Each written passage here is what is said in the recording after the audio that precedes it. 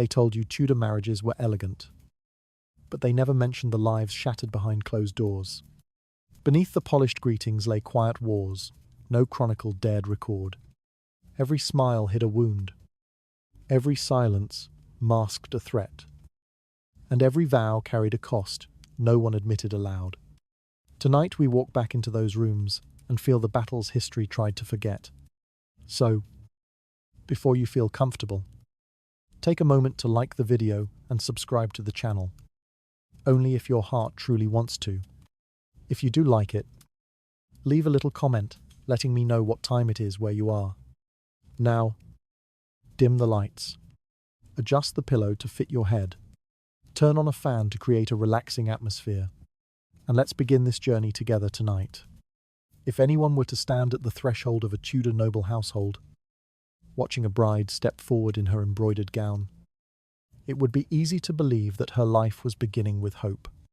The courtyard might be filled with music, candles, and the polite smiles of families pretending to celebrate unity. But beneath the gold-threaded sleeves and the carefully lowered gaze, the truth was quieter, heavier, and far less forgiving. Marriage here was not a doorway to affection. It was a contract, a transaction, and a binding of lives arranged long before the couple ever looked at each other. The notion of love, soft, personal, unpredictable, carried no weight in these halls. Families measured alliances the way merchants weighed grain, considering land, bloodline, inheritance, and influence. A daughter, no matter how gentle or spirited, was a piece in this long calculation. She might hope for kindness, but hope had no seat at the negotiation tables. Decisions were made by fathers, uncles, and elder brothers. She was expected to accept her role with grace, as though compliance were proof of her worth. The groom, too, entered the union with obligations rather than emotions. His duty was to uphold the family's standing, secure heirs, and strengthen political ties. Personal longing was a distraction at best and a danger at worst. Everything was built on structure, not sentiment, on duty, not desire. Courtiers praised such marriages for their orderliness, admiring how smoothly power could be exchanged without the chaos of genuine feeling interfering. Yet within this rigid order, there was a subtle quiet that clung to the walls, the kind that made even footsteps sound like secrets. Young women learned early that their voices were ornamental, pleasant when soft, problematic when used to express fear or resistance.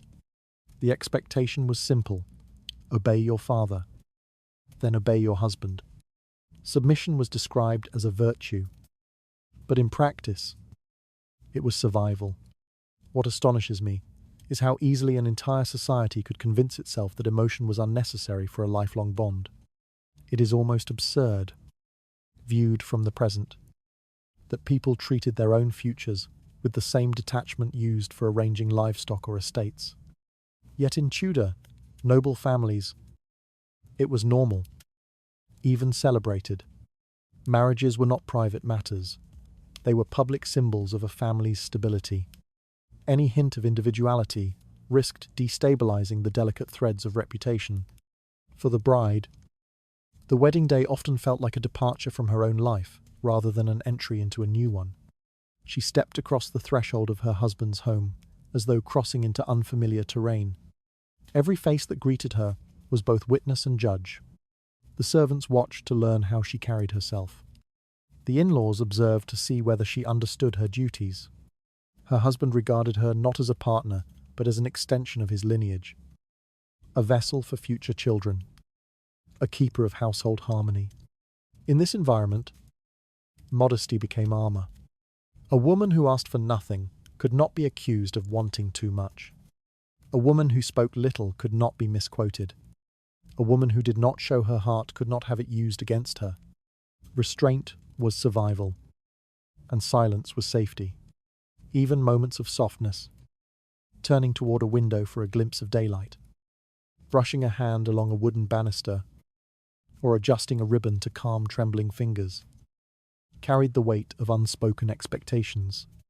These marriages, forged without affection, developed their own strange equilibrium. Husband and wife learned to navigate each other like two diplomats sharing a border. Every conversation had layers. Every gesture required thought. Trust rarely grew. Not because either side wished to betray the other, but because trust required vulnerability. And vulnerability had no place in a system designed to suppress personal desire. Standing inside such a household, one might feel a chill, even in summer. Not the physical cold of stone walls, but the emotional cold of rooms arranged for order rather than warmth. There were rules for walking, rules for speaking, rules for being seen, and more importantly, rules for not being seen. Brides practiced these rules until they became not habits, but reflexes. Something is unsettling about imagining these young women. Some, scarcely more than girls, carrying the weight of entire family reputations on their shoulders. They were expected to present perfection at all times, perfect composure, perfect obedience, perfect silence. Meanwhile, their own fears and desires were treated as irrelevant, fragile things that could disrupt the machinery of noble society. And yet, from the outside, everything appeared respectable. The gowns shone, the feasts glittered, and the blessings of priests echoed through the halls. Guests spoke of unions blessed by God and destined for prosperity. No one mentioned that the bride had never chosen the man beside her, or that the groom had never considered her feelings. No one acknowledged the small tragedy hidden beneath the ceremony. Two strangers bound for life, forbidden from resisting the path laid before them. This dissonance between appearance and truth formed the foundation of countless Tudor marriages. Families congratulated themselves on alliances. Courtiers admired the elegance of arranged unions. But inside the private chambers where the candles burned low, a young woman often sat alone, learning to quiet her thoughts so they would not betray her. Marriage, in this world, was less a vow than a surrender. And once the surrender was complete, the rest of her life would be shaped by forces she could neither refuse nor escape. Everything they called harmony was stitched together by silence. Another truth waited beneath that silence, darker than anyone dared to admit. And when that truth finally surfaced, it would pull them deeper into the world that began behind closed doors. A marriage within Tudor High Society was never confined to two people. It stretched outward, into great halls hung with family crests, into distant lands held by ancestral charters, into alliances shaped long before the bride or groom had learned to write their own names. Every union carried the weight of a lineage, each surname standing like a stone pillar behind the couple, silent but demanding. Within these families, the importance of honor overshadowed any hope of personal contentment. Happiness was fragile, optional. Reputation, however, was absolute. For a wife, the expectation was clear from the moment she crossed her husband's threshold. She was no longer just herself. She was the face of the household, the quiet guardian of its standing. Her clothing, her posture, and her silence were all interpreted as reflections of the family's virtue. It hardly mattered whether she loved her husband or whether he treated her with gentleness or indifference. What mattered was how convincingly she could maintain the illusion of harmony. A misstep in public could unravel more than her composure. It could stain the entire bloodline. Men spoke often of duty, but the burden of maintaining honor fell most heavily on the women. A husband's anger, extravagance, or infidelity might be forgiven as mere flaws of masculine temperament. But a wife's slightest impropriety was considered a fracture in the very structure of the household. A poorly timed expression, a tone judged too sharp, a moment of hesitation when asked about domestic affairs.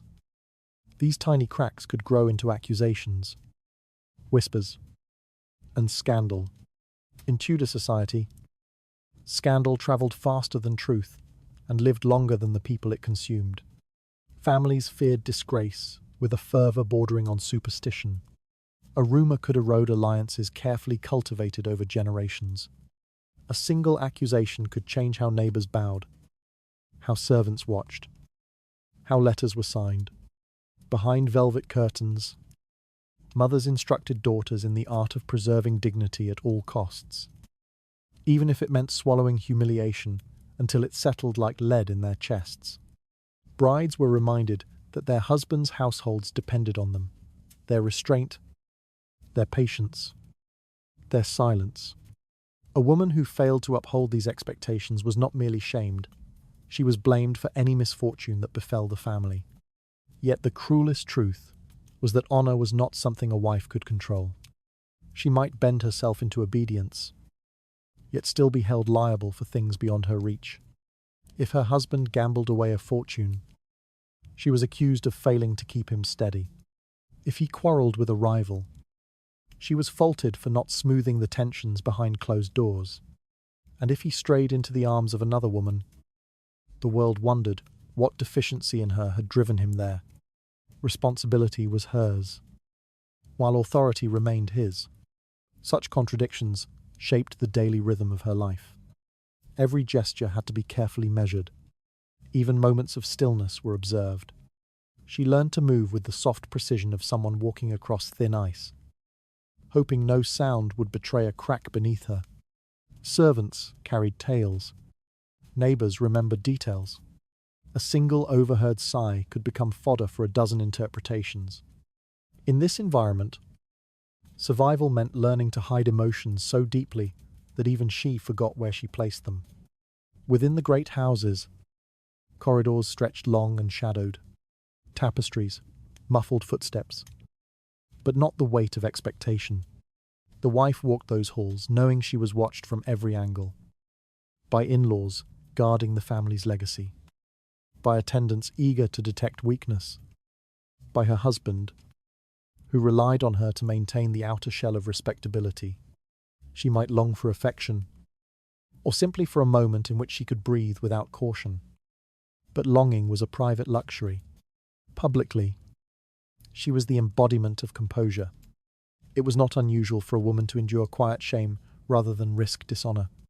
She might discover her husband's cruelty, ambition, or betrayal, yet remain silent because the alternative threatened the family's standing. Even when wronged, she was expected to protect the structure that confined her. Tudor society admired such sacrifice, calling it dignity. But in truth, dignity was often the name they gave to a woman's suffering when it benefited others. Something is chilling in imagining these households from the outside. Grand stone facades, polished silver, carefully staged gatherings where the air smelled of lavender and restraint. Guests admired the beauty of these scenes without seeing the tension strung beneath them like wire. Behind the veneer of propriety, the wife's world was a series of unspoken rules and unending vigilance. Her own desires, if they existed at all, were treated as threats. Personal happiness was dismissed as self-indulgence, while family honour demanded constant maintenance. A woman who appeared too joyful risked being called frivolous. A woman who appeared too sombre risked being accused of withholding warmth from her husband. There was no winning, only balancing, only enduring. In time, the pressure pressed inward, shaping her into something smaller and quieter than she had ever intended to be. She learned to anticipate judgment before it arrived, to apologize before offense was taken, to bear blame before guilt was proven. The family's reputation became a veil she wore day and night, heavy and suffocating, yet praised as beautiful. And always, the unspoken truth lingered. Her worth to the family existed only as long as she upheld their image. Should she falter, the same people who praised her poise would cast her aside to preserve themselves. Honour was a shield for the family, but a blade for the women who carried it. Everything she endured was treated as necessary, as though her suffering were a small price for their stability. Yet in the stillness of those halls, Another expectation was waiting, sharper and more demanding than the last. And when that expectation revealed itself, it would test how much of her life truly belonged to her at all. From childhood, a Tudor girl learned that silence was not merely expected. It was cultivated. She watched the women around her move through rooms without disturbing the air. Their steps small, their expressions guarded. No one had to tell her that loudness invited scrutiny or that curiosity was a fault. She absorbed these lessons from the measured rhythm of the household. A daughter who spoke too freely was corrected with a subtle shake of the head. A daughter who asked too many questions learned quickly that knowledge was not for her, but for the men who controlled the world outside the door. Her training began long before she understood its purpose. She was taught to lower her eyes at the right moments, to fold her hands neatly in her lap, to breathe, as though careful not to disturb anyone. A girl's movements were practiced in the same way one practiced needlework, every gesture meant to appear small, neat, and harmless. Virtue, she was told, was something quiet enough to go unnoticed. Endurance became a daily rehearsal, and by the time she reached adolescence, she knew instinctively when to swallow her thoughts before they took shape. The women who instructed her believed they were offering protection. They had survived the same lessons, endured the same shaping, and now passed down their knowledge as though handing over a shield. They knew how quickly a single misinterpreted expression could turn into gossip, and how gossip could become the seed of ruin. So they trained their daughters to anticipate danger in every interaction. Even joy had to be tempered. Too open a smile could appear bold, while too visible a sorrow could be construed as complaint. A girl learned to hide her true feelings beneath a calm exterior, smoothing her face into a softness that betrayed nothing. Emotions, in this world, were treated like sparks, harmless at first glance, but capable of igniting disaster. A moment of frustration might be twisted into evidence of disobedience. A hint of longing could be used to question her purity. Even pride, the quiet satisfaction of completing a task, risked accusations of arrogance. She learned early that safety was found not in expressing herself, but in erasing herself. The more empty her outward appearance, the more acceptable she became. By the time she reached marriageable age, she had mastered the art of composure. Her thoughts were tucked away like fragile letters hidden beneath floorboards. Her desires became indistinct, shaped more by what she was told to want than by any instinct of her own. She knew how to appear serene even when her stomach tightened with fear, how to keep her voice steady even when her hands trembled. This calmness was praised as grace, though in truth it was a carefully crafted disguise. What is most unsettling is how natural it all seemed to her, not because she found comfort in restraint, but because she had never been shown an alternative. To her, womanhood was synonymous with obedience. She was reminded that her future husband would rely on her composure as a sign of virtue, and that her behavior would reflect upon her family's reputation. It was not enough to be dutiful. She had to embody dutifulness in every breath.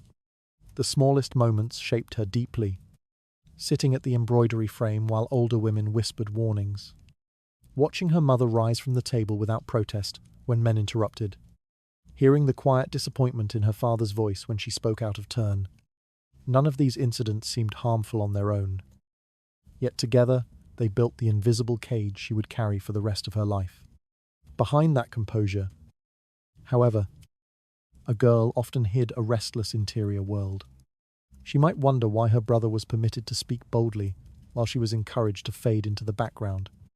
She might feel resentment when her questions were dismissed. She might imagine a life where her emotions could rise without consequence.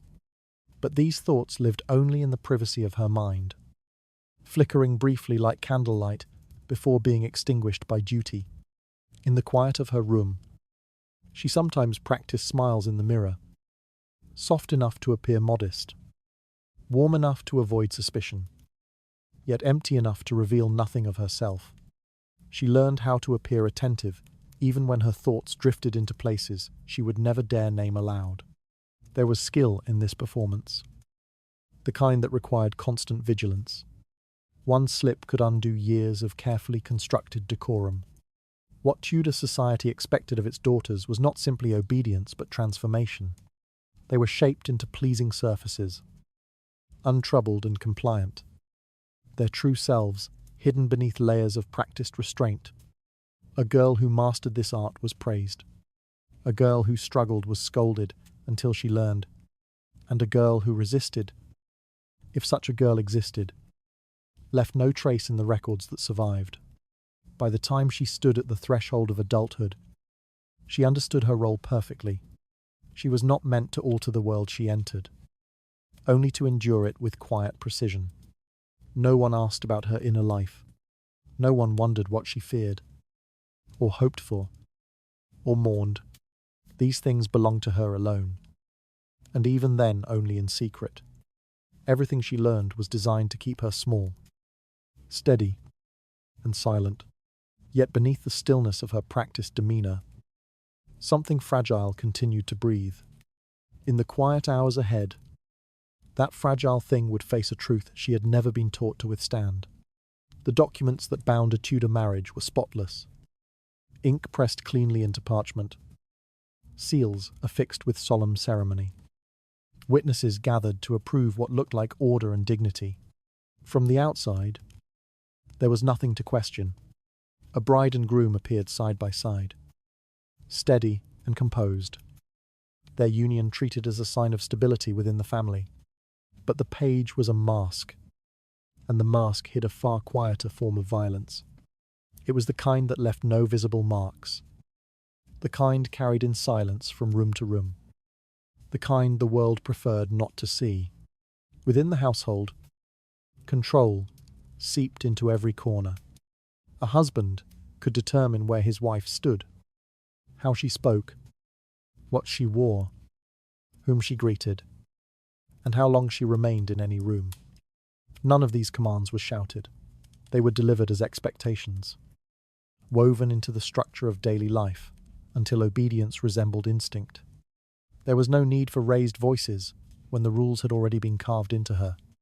A woman who hesitated learned quickly how fragile her security truly was. What made this violence so insidious was that it could be performed through ordinary gestures.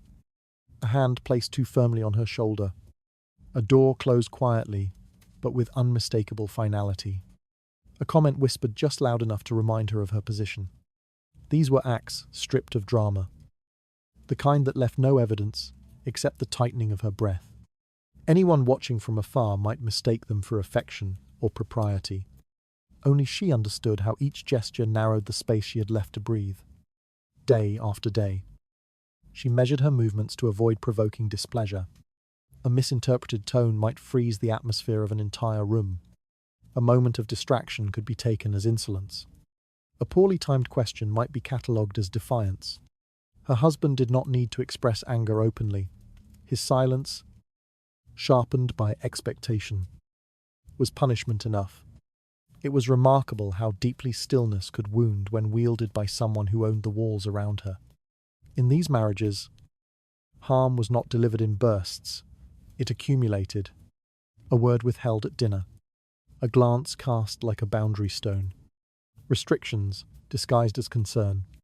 Her life grew smaller not all at once, but inch by inch, the way a candle shortens without anyone noticing until the room begins to darken. She learned to anticipate dissatisfaction before it appeared, adjusting her posture, her breath, her very presence to avoid offering offense. It was exhausting, but exhaustion was safer than risk. Ceremony, too, played its part in preserving the illusion of peace. Public appearances demanded perfection. At gatherings, she sat at her husband's side as though nothing had ever shaken her. Her face remained smooth, her voice gentle. People admired the marriage for its composure, unaware that she had been instructed precisely when to speak and when to lower her eyes. A wife who suffered quietly was praised for her restraint. A wife who faltered was condemned for disrupting the harmony she was never allowed to define. Inside her private chambers, the silence was heavier. The walls absorbed every unspoken fear, every stifled breath. She might sit at the edge of her bed, hands folded, waiting for footsteps in the corridor that would determine whether she slept peacefully or endured another night of scrutiny. The danger was not unpredictability. Her husband acted according to rigid expectations. The danger was how thoroughly those expectations erased her sense of self. Some women tried to resist, if only in small ways. A book hidden beneath linens, a letter written but never sent, a moment spent staring out the window longer than permitted. These gestures were fragile rebellions, easily crushed if discovered, yet they revealed something vital. Even the most obedient hearts carried flickers of longing, faint but alive. Still, resistance rarely altered the course of their lives. The violence remained quiet, respectable, impossible to point to without being dismissed. No bruises meant no crime. No shouting meant no conflict. The absence of proof became proof itself. Everything appeared orderly, yet the order was built on fear. Behind the calm facade, her world narrowed until she could barely feel where her own thoughts began. Somewhere within that tightening silence, a harsher truth was preparing to reveal what her marriage truly demanded of her. A Tudor husband carried authority not as a privilege, but as something the world insisted belonged to him. From the moment he inherited his father's lands or stepped into his marriage, he was expected to rule over property, over servants, and, most invisibly, over his wife. This rule did not require cruelty or force. It came embedded in every expectation society placed upon him, whether he was young and uncertain or calculating and ambitious. The structure around him ensured that his decisions were final and his judgment unquestioned. The control he held over his household extended far beyond finances. He could decide when his wife ate, where she slept, what she wore, and whom she spoke to. Letters arriving for her were not private unless he allowed them to be. Conversations she had with other women could be interpreted through whatever lens he chose, and no one would challenge his conclusions. A wife's life, once she entered his home, became a reflection of his will rather than her own. Even gentle husbands, if such men existed, absorbed this dynamic unconsciously, behaving as though their oversight were a natural extension of marriage. Jealousy, too, was sanctioned in ways that feel unsettling when viewed from the present. A husband's suspicion was treated as evidence of vigilance, not insecurity. If he restricted his wife's movements, society praised him for protecting her reputation. If he questioned her interactions, people commended his sense of responsibility. The line between safeguarding and possession never existed. The two were considered the same.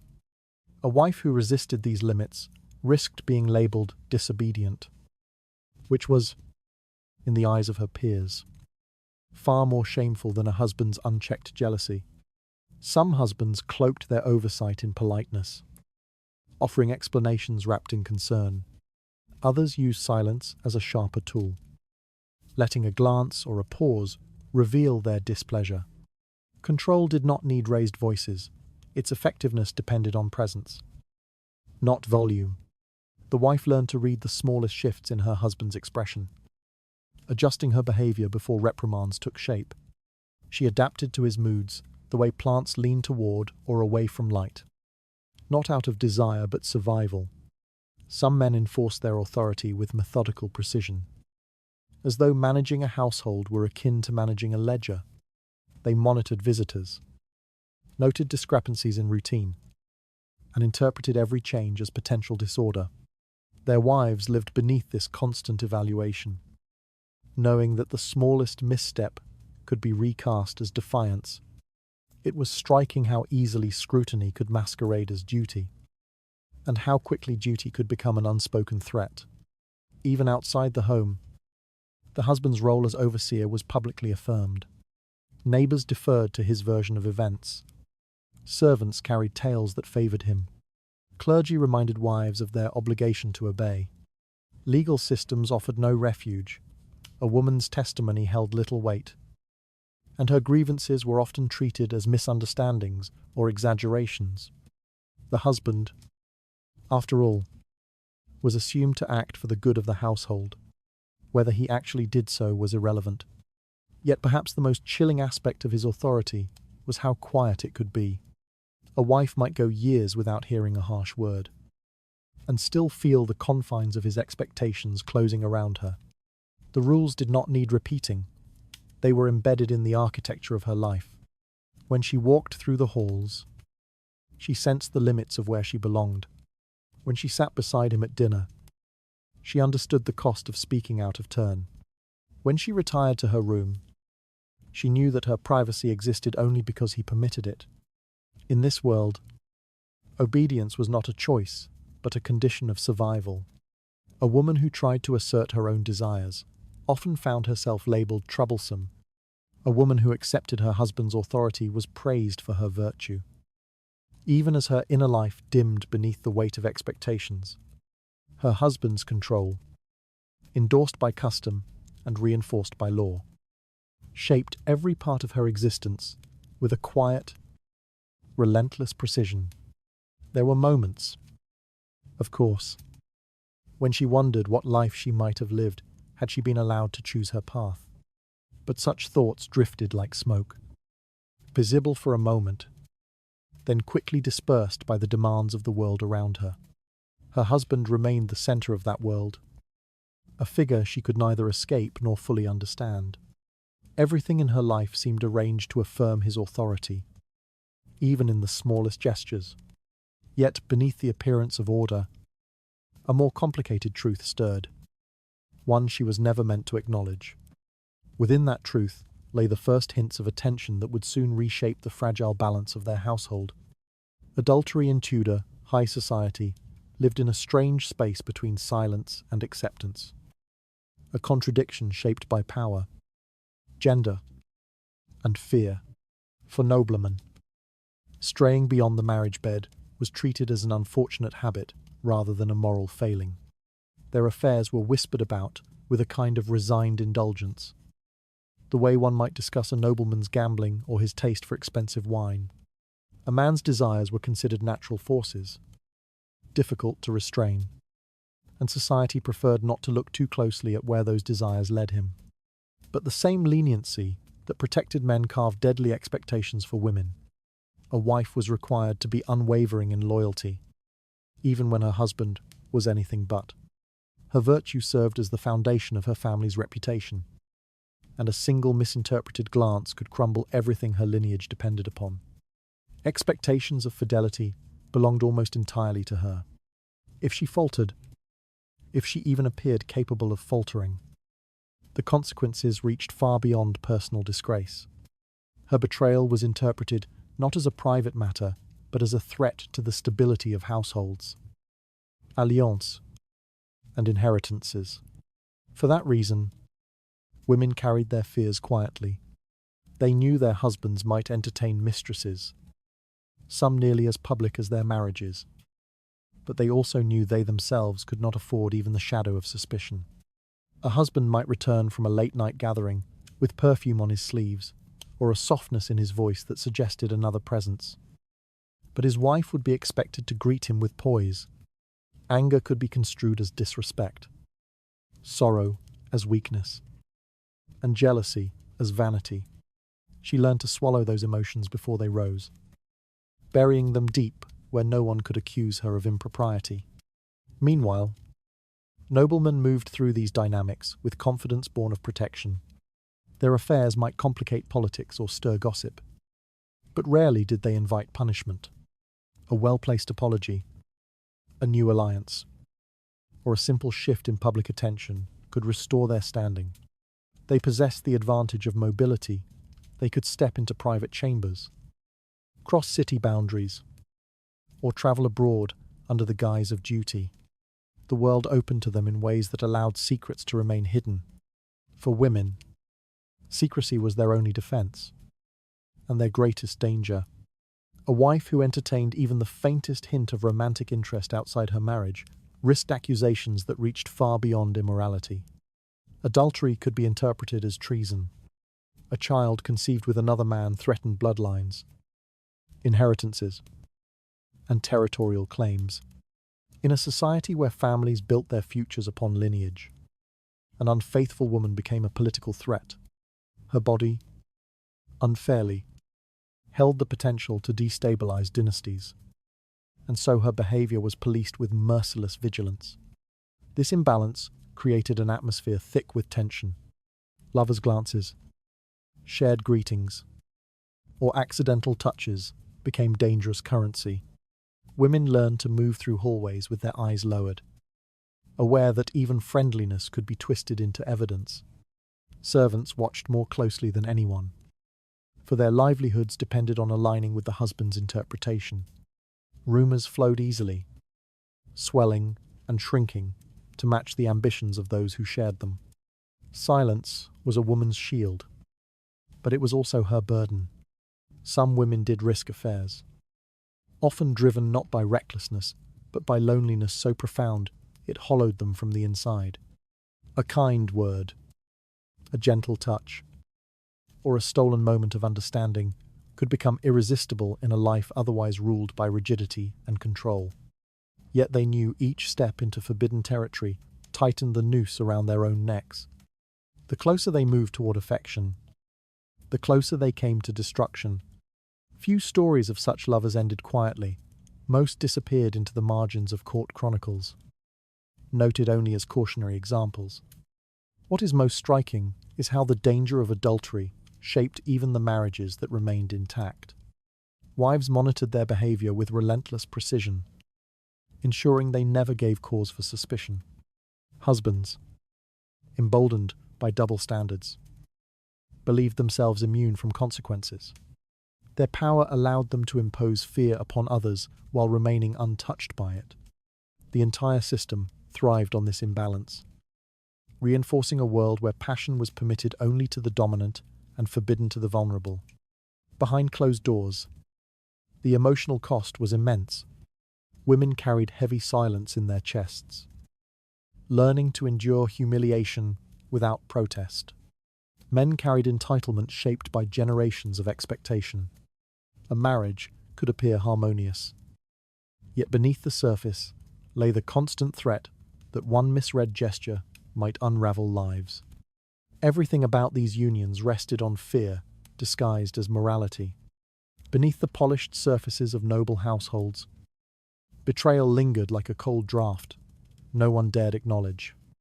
Somewhere in the stillness ahead, that lingering draught would deepen into a chill that neither husband nor wife could easily escape. Within a Tudor marriage, conflict rarely showed itself openly. It lived beneath the surface, in the quiet arrangement of chairs, in the pause before a question was answered, in the way two people occupied the same room without ever truly meeting each other's eyes. Every gesture mattered. Every silence carried weight. A husband and wife could sit at the same table, sharing the same bread. Yet each movement, how she lifted her cup, how he folded his hands, formed part of a delicate negotiation. Nothing was accidental, and nothing was free from interpretation. Even affection, when it appeared, was measured. A smile could be taken as compliance or manipulation. A touch might signal vulnerability or control. What passed for tenderness in these households was often an exchange of signals rather than emotions. The couple learned to read one another in the way soldiers read battlefield wind, searching for shifts, preparing for change, guarding the small territory they still held. Trust, in such a world, flickered like a candle too close to an open window. It might burn briefly, but it never stays lit for long. This constant vigilance shaped the rhythm of their days. A wife, trained from childhood to observe before acting, watched her husband's expressions for the slightest hint of approval or displeasure. She noticed when his footsteps slowed outside her door, when he lingered at conversations with others, when his voice cooled by a single degree. He, in turn, monitored her behavior with equal precision. He judged her tone, her posture, her stillness. A marriage built on scrutiny became a place where both sides feared revealing too much. In this environment, intimacy became unpredictable terrain. What should have been a sanctuary instead became a place of risk. For vulnerability was dangerous when power was uneven. A wife might offer kindness only to have it interpreted as weakness. A husband might offer a moment of warmth only to retract it in favor of dominance. Their closeness, instead of bridging the distance between them, created opportunities for misunderstanding and subtle harm. Even a whispered confession could be used as leverage later, reshaped into evidence of disobedience or doubt. The danger was not always immediate. Sometimes it unfolded slowly, layer by layer, as two people learned how to wound each other without leaving marks. A question asked at the wrong moment could reopen an old grievance. A forgotten promise could harden into bitterness. A single evening spent apart could become a provocation.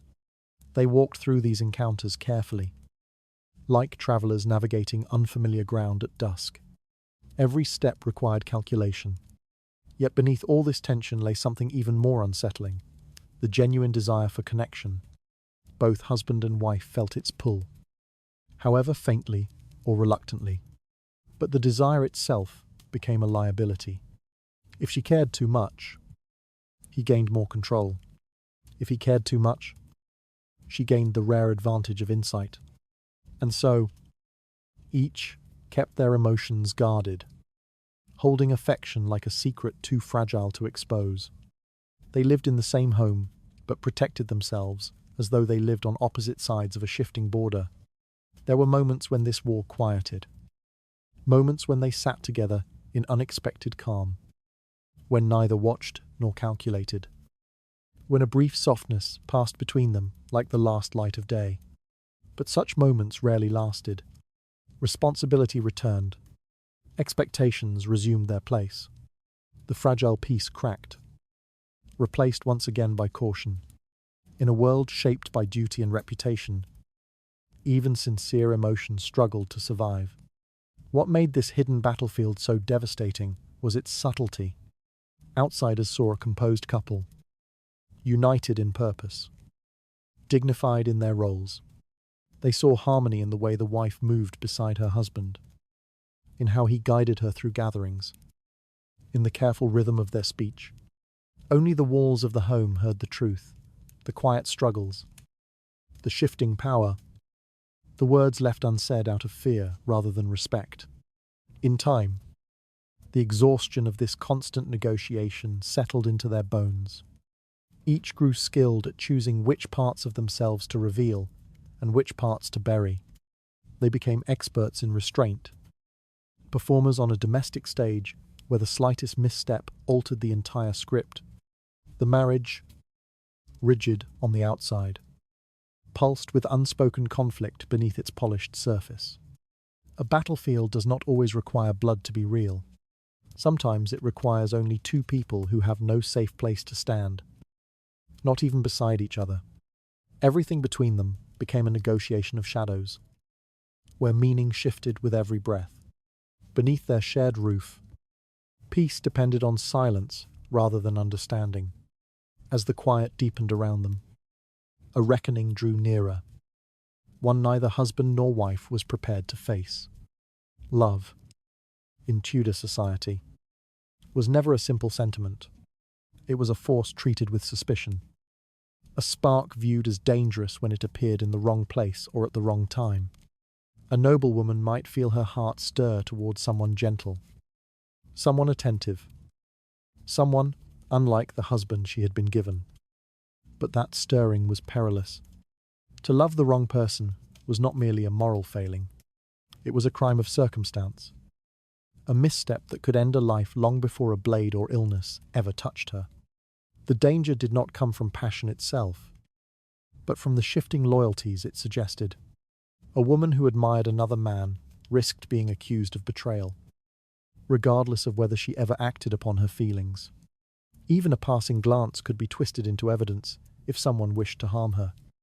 The courts, shaped by politics rather than fairness, did not require proof. Suspicion alone was enough to summon whispers. Whispers, in turn, were enough to summon ruin. Husbands, lovers, and rivals all used this vulnerability as a weapon. A jealous husband could claim that his wife entertained thoughts of infidelity, and society would believe him without question.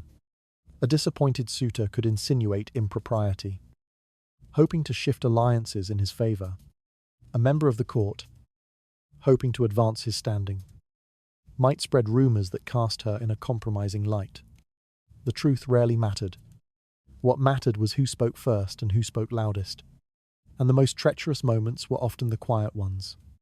A single conversation in a dimly lit corridor, a hand brushing another in a gesture meant to be innocent, a shared smile that lasted half a heartbeat too long.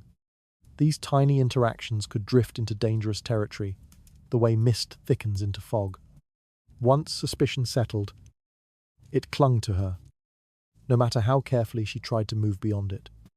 Lovers, too, could become threats without intending harm.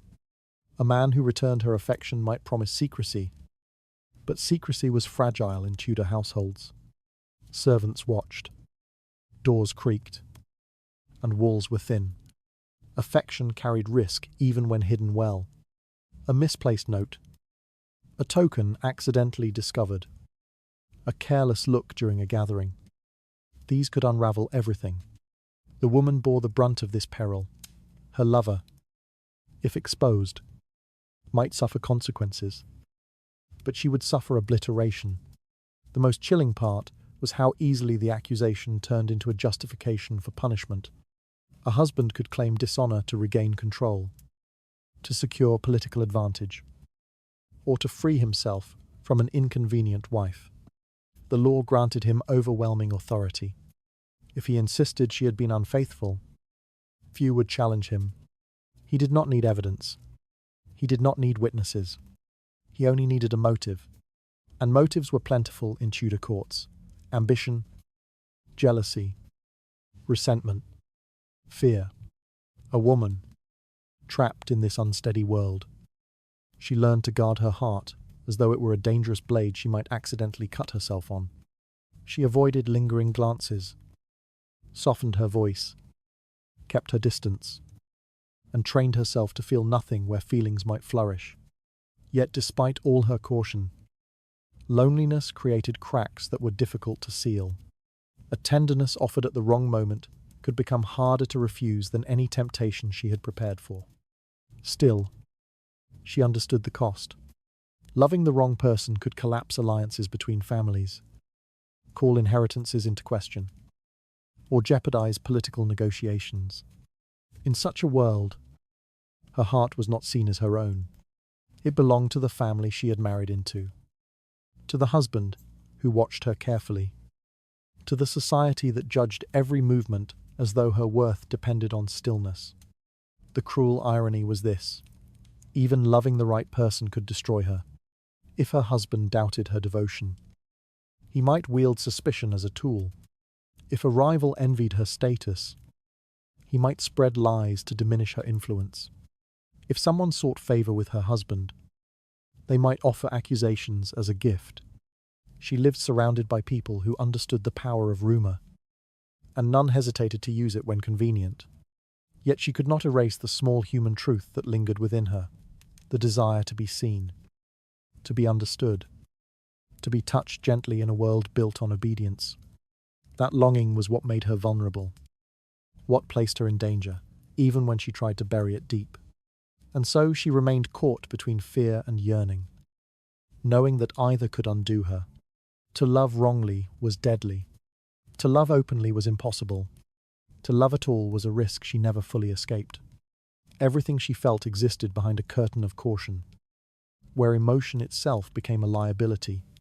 Beneath the polished rituals of noble life, danger circled those who dared to desire more than duty allowed. With each passing silence, the path before her darkened in ways she was never meant to survive unscathed. In Tudor society, Marriage was not a bond formed between two individuals, but a structure sanctioned by the church, fortified by law, and guarded by customs so rigid it left almost no room for escape. A husband and wife might grow distant. They might wound each other in ways too subtle for the world to see, yet too deep for their hearts to forget. But none of this mattered. Separation was a fantasy reserved for stories, whispered by servants who had nothing to lose. In reality, a marriage, no matter how broken, was expected to endure until death itself intervened. The Church's teachings left little ambiguity. Marriage was sacred, indissoluble, a covenant before God that no earthly discontent could undo. A man who wished to cast aside his wife risked spiritual rebuke, political scandal, and social instability. A woman who wished the same risked something far worse, complete erasure.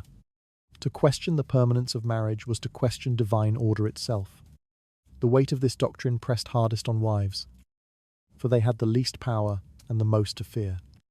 A husband could mistreat his wife, ignore her presence, to restrict her movements, or drain her spirit with relentless scrutiny. Yet she remained bound to him. She might sleep alone for years, her husband visiting her chamber only when he wished to assert authority or claim an heir. She might endure his indifference as the seasons changed, each passing month reminding her that her life was not her own. The world viewed this quiet suffering as part of her duty, a natural extension of the vows she had never chosen but was expected to uphold. What made this confinement even more severe was how little recourse she had. The Church permitted separation only under the most extreme circumstances, usually cases of abandonment, and even then, only with the husband's consent. Divorce as we know it did not exist. A woman seeking freedom could neither petition nor plead.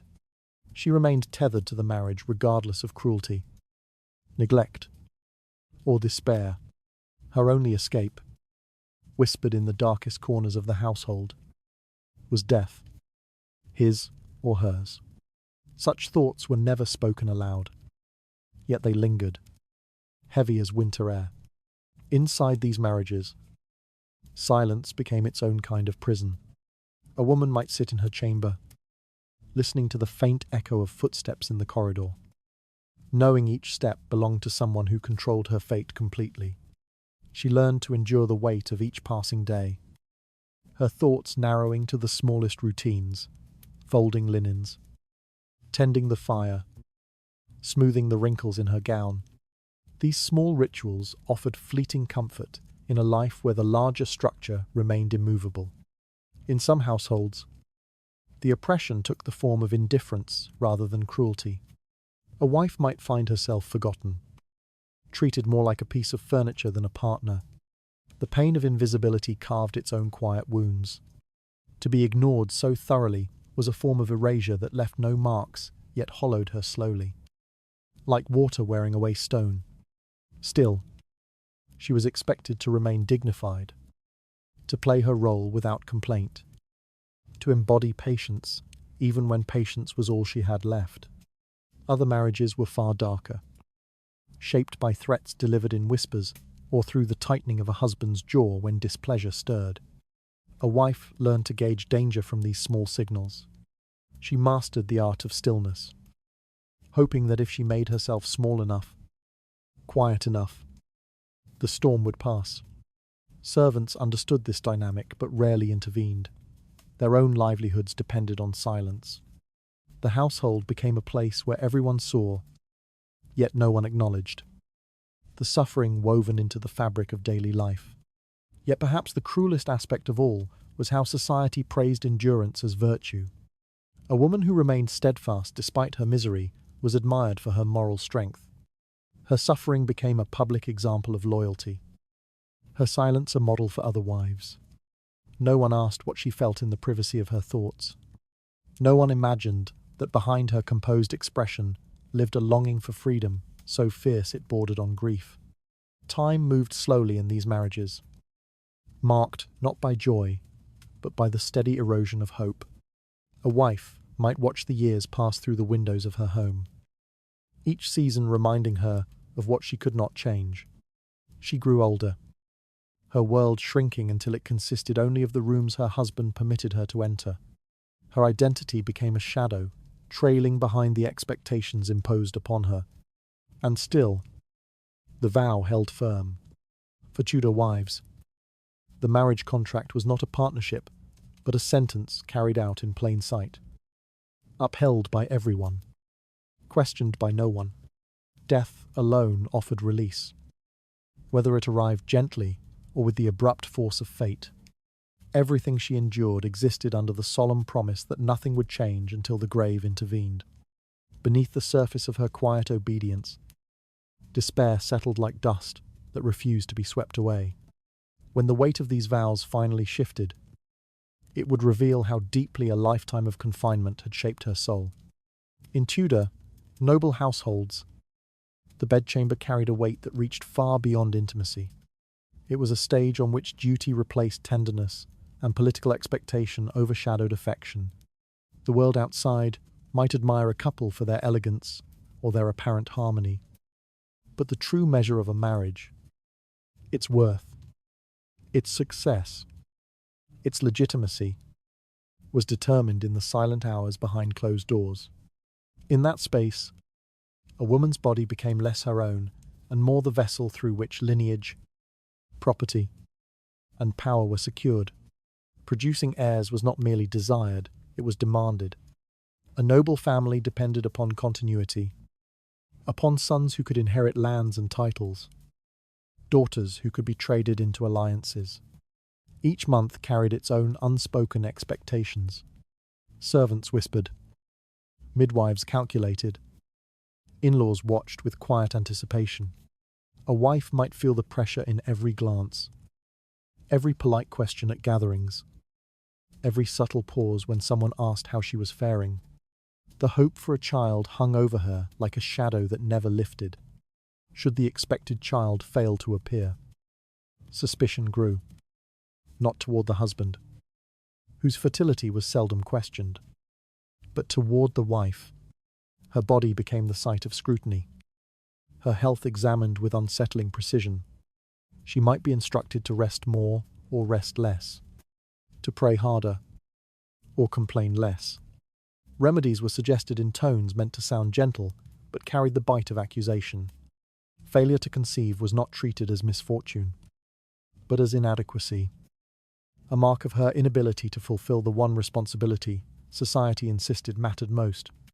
What made this burden particularly cruel was how little control she actually had. A pregnancy could begin and fade without warning. Miscarriages were hidden, mourned privately, never spoken of again, except through lingering grief. Yet each loss was quietly recorded in the unspoken ledger of judgment. Even when her husband's neglect, illness, or infidelity played a role, blame curled back toward her, sharp and inevitable. It was easier for the world to call her barren than to admit that a man of status might be anything less than capable. Within the bedchamber, intimacy became an obligation governed by rhythm rather than desire. A wife was expected to be available when her husband wished to perform his marital duty, regardless of her state of mind or spirit. She learned to lie still beneath the weight of expectation, offering compliance without tenderness. Her thoughts drifted elsewhere, toward a life she might have chosen, toward the children she longed for, toward the emptiness settling quietly inside her. Desire had no place in these moments.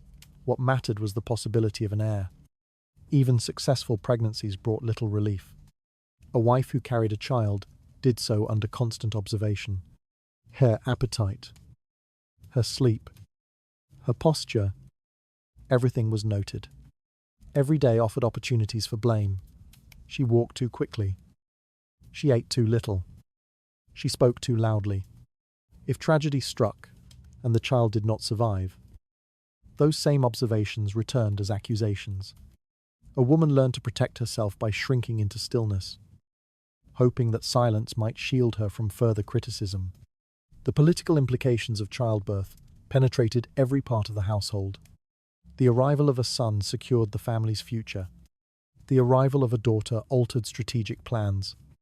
The absence of children, especially sons, opened vulnerabilities rivals could exploit. In-laws pressed expectations with smiles that never reached their eyes. Priests offered blessings laced with admonition. Servants carried rumors to neighboring estates.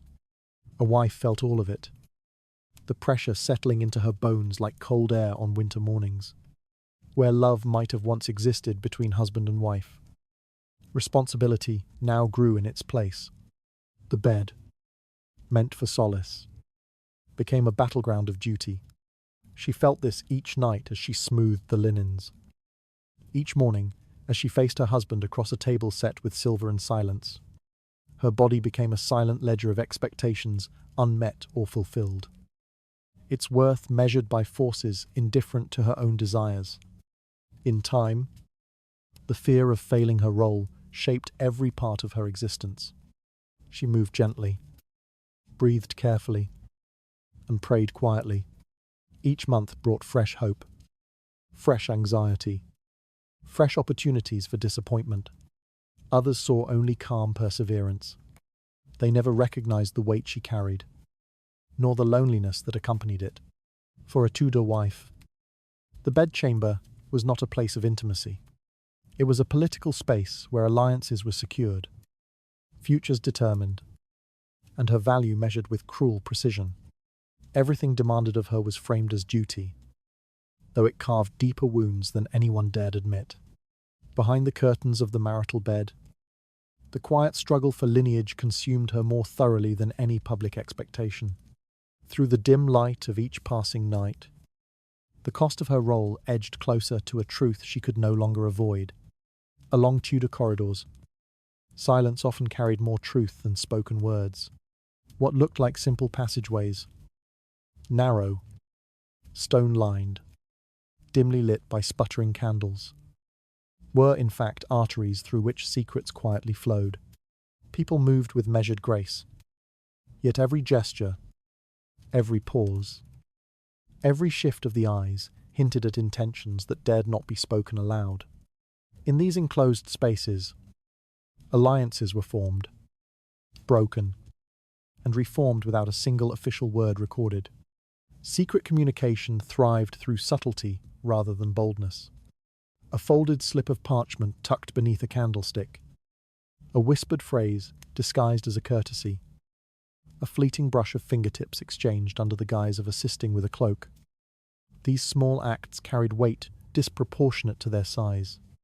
Those who engaged in them learned to disguise urgency beneath stillness, a fixed expression, a choreographed calm, allowed dangerous messages to pass undetected. Each seemingly harmless glance risked exposing the entire delicate arrangement. The household's physical layout made secrecy feel both possible and perilous. Doorways stood slightly ajar, inviting suspicion. Tapestries muffled dangerous words but also tempted eavesdroppers. A wife might pretend to admire embroidery while listening for signs of a conversation not meant for her ears.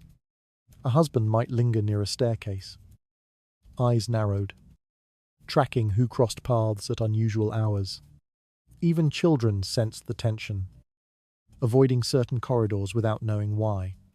Servants, however, saw everything. They became unwilling archivists of the household's hidden exchanges. A servant carrying linens might notice a mistress adjusting a letter tucked inside her sleeve. Another sweeping the steps might catch the tremor in a master's voice when addressing someone he ought to treat indifferently. Some servants remained loyal, holding these observations in silent fear. Others recognized the currency of information and learned to trade it with caution or greed. Their knowledge made them both indispensable and dangerously exposed. Loyalties among servants shifted like shadows under torchlight. A kind word could buy discretion for a day, perhaps a week. A coin slipped into an apron might secure complete silence, or prompt betrayal, depending on who offered more. Rivals within the household understood this, approaching servants with calculated warmth or thinly veiled threats. A single frightened servant could unravel months of hidden correspondence, turning whispered desire into household scandal. Letters themselves were fragile vessels of risk, written in trembling hands, sealed with haste. They travelled along unpredictable paths, hidden beneath straw in storage rooms, slipped into gloves, pressed into palms during fleeting encounters.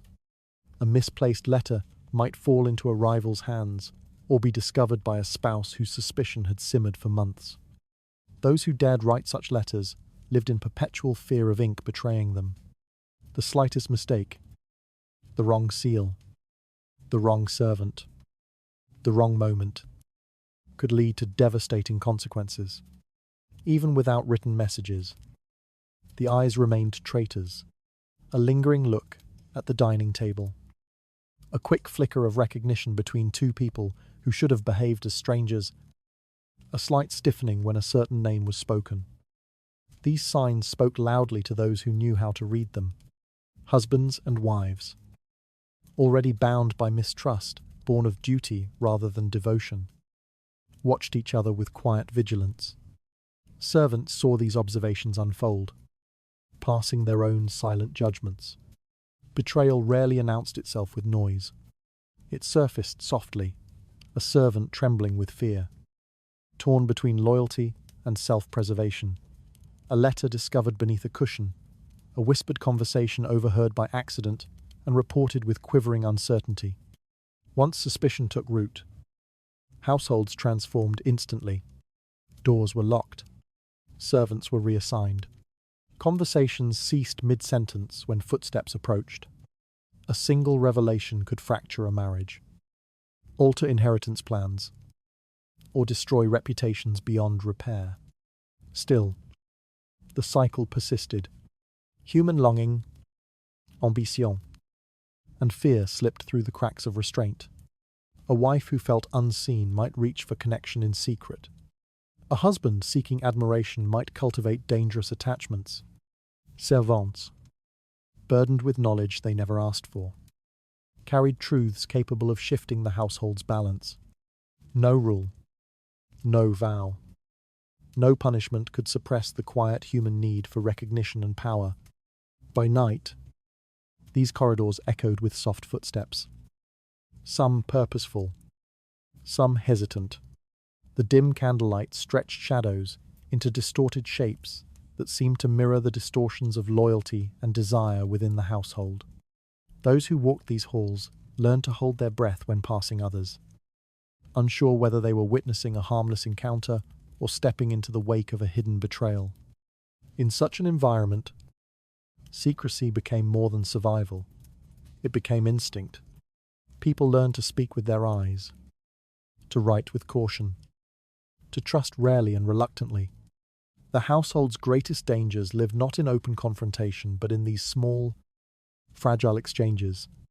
All the quiet exchanges drifting through those corridors reveal how fragile every loyalty truly is. From such silent tensions emerges a deeper fear that reshapes the entire household. When the watching eyes finally turn toward her, a wife will learn which secrets were never hers to keep. A Tudor wife never feared betrayal in the way others imagined. Discovery was almost irrelevant, a distant shadow compared to the presence that haunted her far more intimately, the unblinking eyes watching her every movement. In a household governed by reputation, where each gesture could become evidence, and each breath could turn into accusation, she learned that danger rarely arrived as a dramatic revelation. It settled instead through constant observation, a quiet, persistent pressure that seeped into her bones. Her life unfolded under scrutiny so precise it felt surgical. A hand placed too gently on a table. A glance held a moment longer than necessary. A shift of posture interpreted as hesitation. All could be read as signs of disloyalty. She understood early that innocence alone was not protection. What mattered was perception, and perception belonged to those who wielded power. Her husband, his relatives, the servants, even visiting acquaintances. Every one of them held the ability to misinterpret her.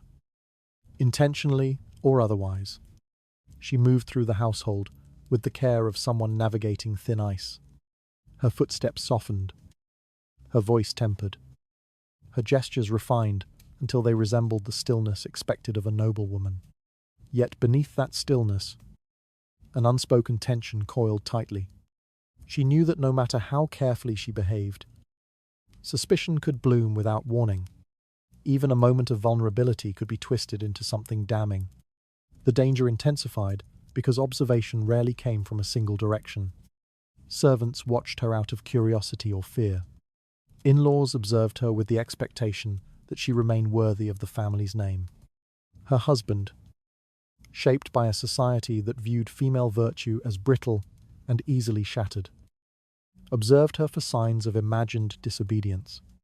She lived within a ring of eyes, each pair ready to reinterpret her choices. What made this surveillance unbearable was its silence. No one accused her openly, not at first. Instead, she felt judgment in the pauses after she spoke, in the slow tilting of heads, in the way conversations shifted when she passed by. She sensed questions growing in the corners of rooms, questions that people were too polite to voice but eager to consider. These subtle changes in atmosphere signaled that something within her world was shifting out of her control. She learned to read these shifts with unsettling clarity. A maid avoiding her gaze meant a rumor had begun. A relative sitting with an overly straight posture meant a suspicion had taken root.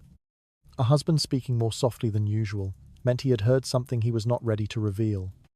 These signs formed their own language, a language of danger she had no choice but to understand. Yet the most terrifying part of this constant scrutiny was how easily guilt could be assigned.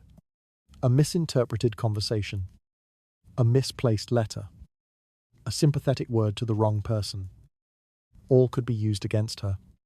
A simple deviation from expected behavior could transform into evidence of betrayal. The truth was irrelevant. Proof was optional.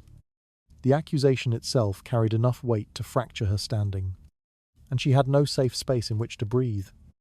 Even in her private chamber, she felt watched, not always by people, but by the expectations imposed upon her. Her duty to maintain dignity, her obligation to protect the family's reputation, her responsibility to act without flaw. These formed their own invisible audience. They judged her more harshly than any servant ever could. Her fear, therefore, was not of being caught doing something wrong.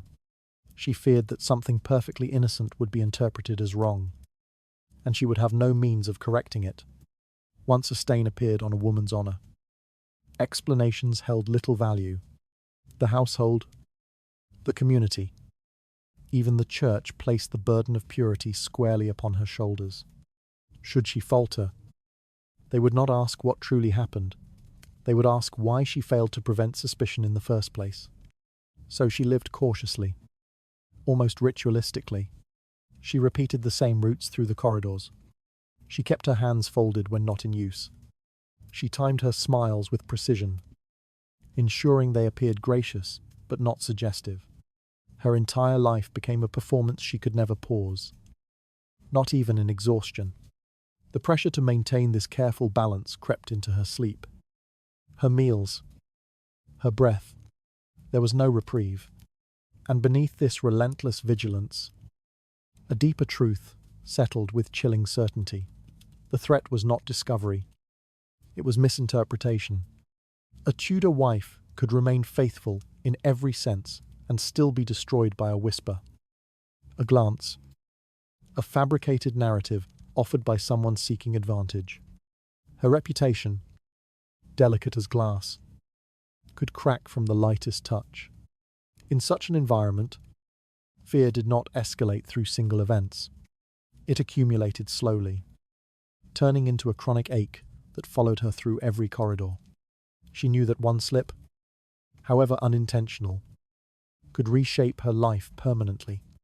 Those who watched her possessed the power to erase her voice, her intentions, her truth, and so she endured, trapped between duty and danger, aware that betrayal might come not through actions but through assumptions woven by others. Every restrained movement she made revealed how deeply fear had rooted itself beneath her calm exterior. From that fear would rise consequences she had no power to escape or negotiate. When the moment arrived, the judgment awaiting her would expose which suspicions had grown in silence long before she ever sensed them. In Tudor marriages, betrayal did not arrive suddenly or violently. It seeped into a woman's life slowly, like water finding cracks in stone, reshaping her days until she could no longer remember when the discomfort began. Her husband's shifting moods, his absence, the faint scent of another woman on his cloak, all formed a quiet pattern she learned to recognize without ever acknowledging aloud. And even when the truth became too clear to ignore, she also understood with chilling certainty that she had no right to leave. Humiliation took root long before she dared to name it. A wife felt its sting in public moments, her husband speaking too softly to someone else, his attention drifting at gatherings, his hand lingering a moment longer on another woman's sleeve. These gestures might appear harmless to outsiders, but for her, they marked the slow unraveling of a bond she had been taught to honor unconditionally. Yet she remained composed, knowing that visible distress would invite scrutiny she could not afford. In private, the weight of this betrayal pressed even harder. A wife might sit alone in her chamber, hands folded in her lap, listening to the dull murmur of voices through the stone walls. She wondered whether her husband's laughter belonged to her memory or to someone else now. Her thoughts cycled endlessly, searching for explanations that never came. Silence became both her shield and her prison. Not speaking of the betrayal was expected. A woman who complained risked being labelled troublesome, disobedient, or ungrateful. Even those closest to her, mothers, sisters, and trusted companions, offered little comfort. They reminded her gently that marriage was a duty, not a refuge. They urged patience, endurance, and restraint. In their eyes, suffering quietly was a mark of dignity. Resistance brought consequences. A wife who questioned her husband's actions might be accused of disrespect or disloyalty. Her words, however true, could be twisted into signs of instability. A husband could dismiss her feelings as irrational. Others might agree with him, their judgments sharpened by expectations that women remain calm, pliant, and silent. Standing up for herself only deepened her vulnerability. The household itself often turned against her. Servants observed everything, concluding passing glances or hushed conversations. Some sympathized, others carried rumors like offerings to those who paid attention. Her reputation, delicate and easily damaged. She became a fragile structure she struggled to protect. One whisper could shift the balance of power entirely, and she had no authority to correct it.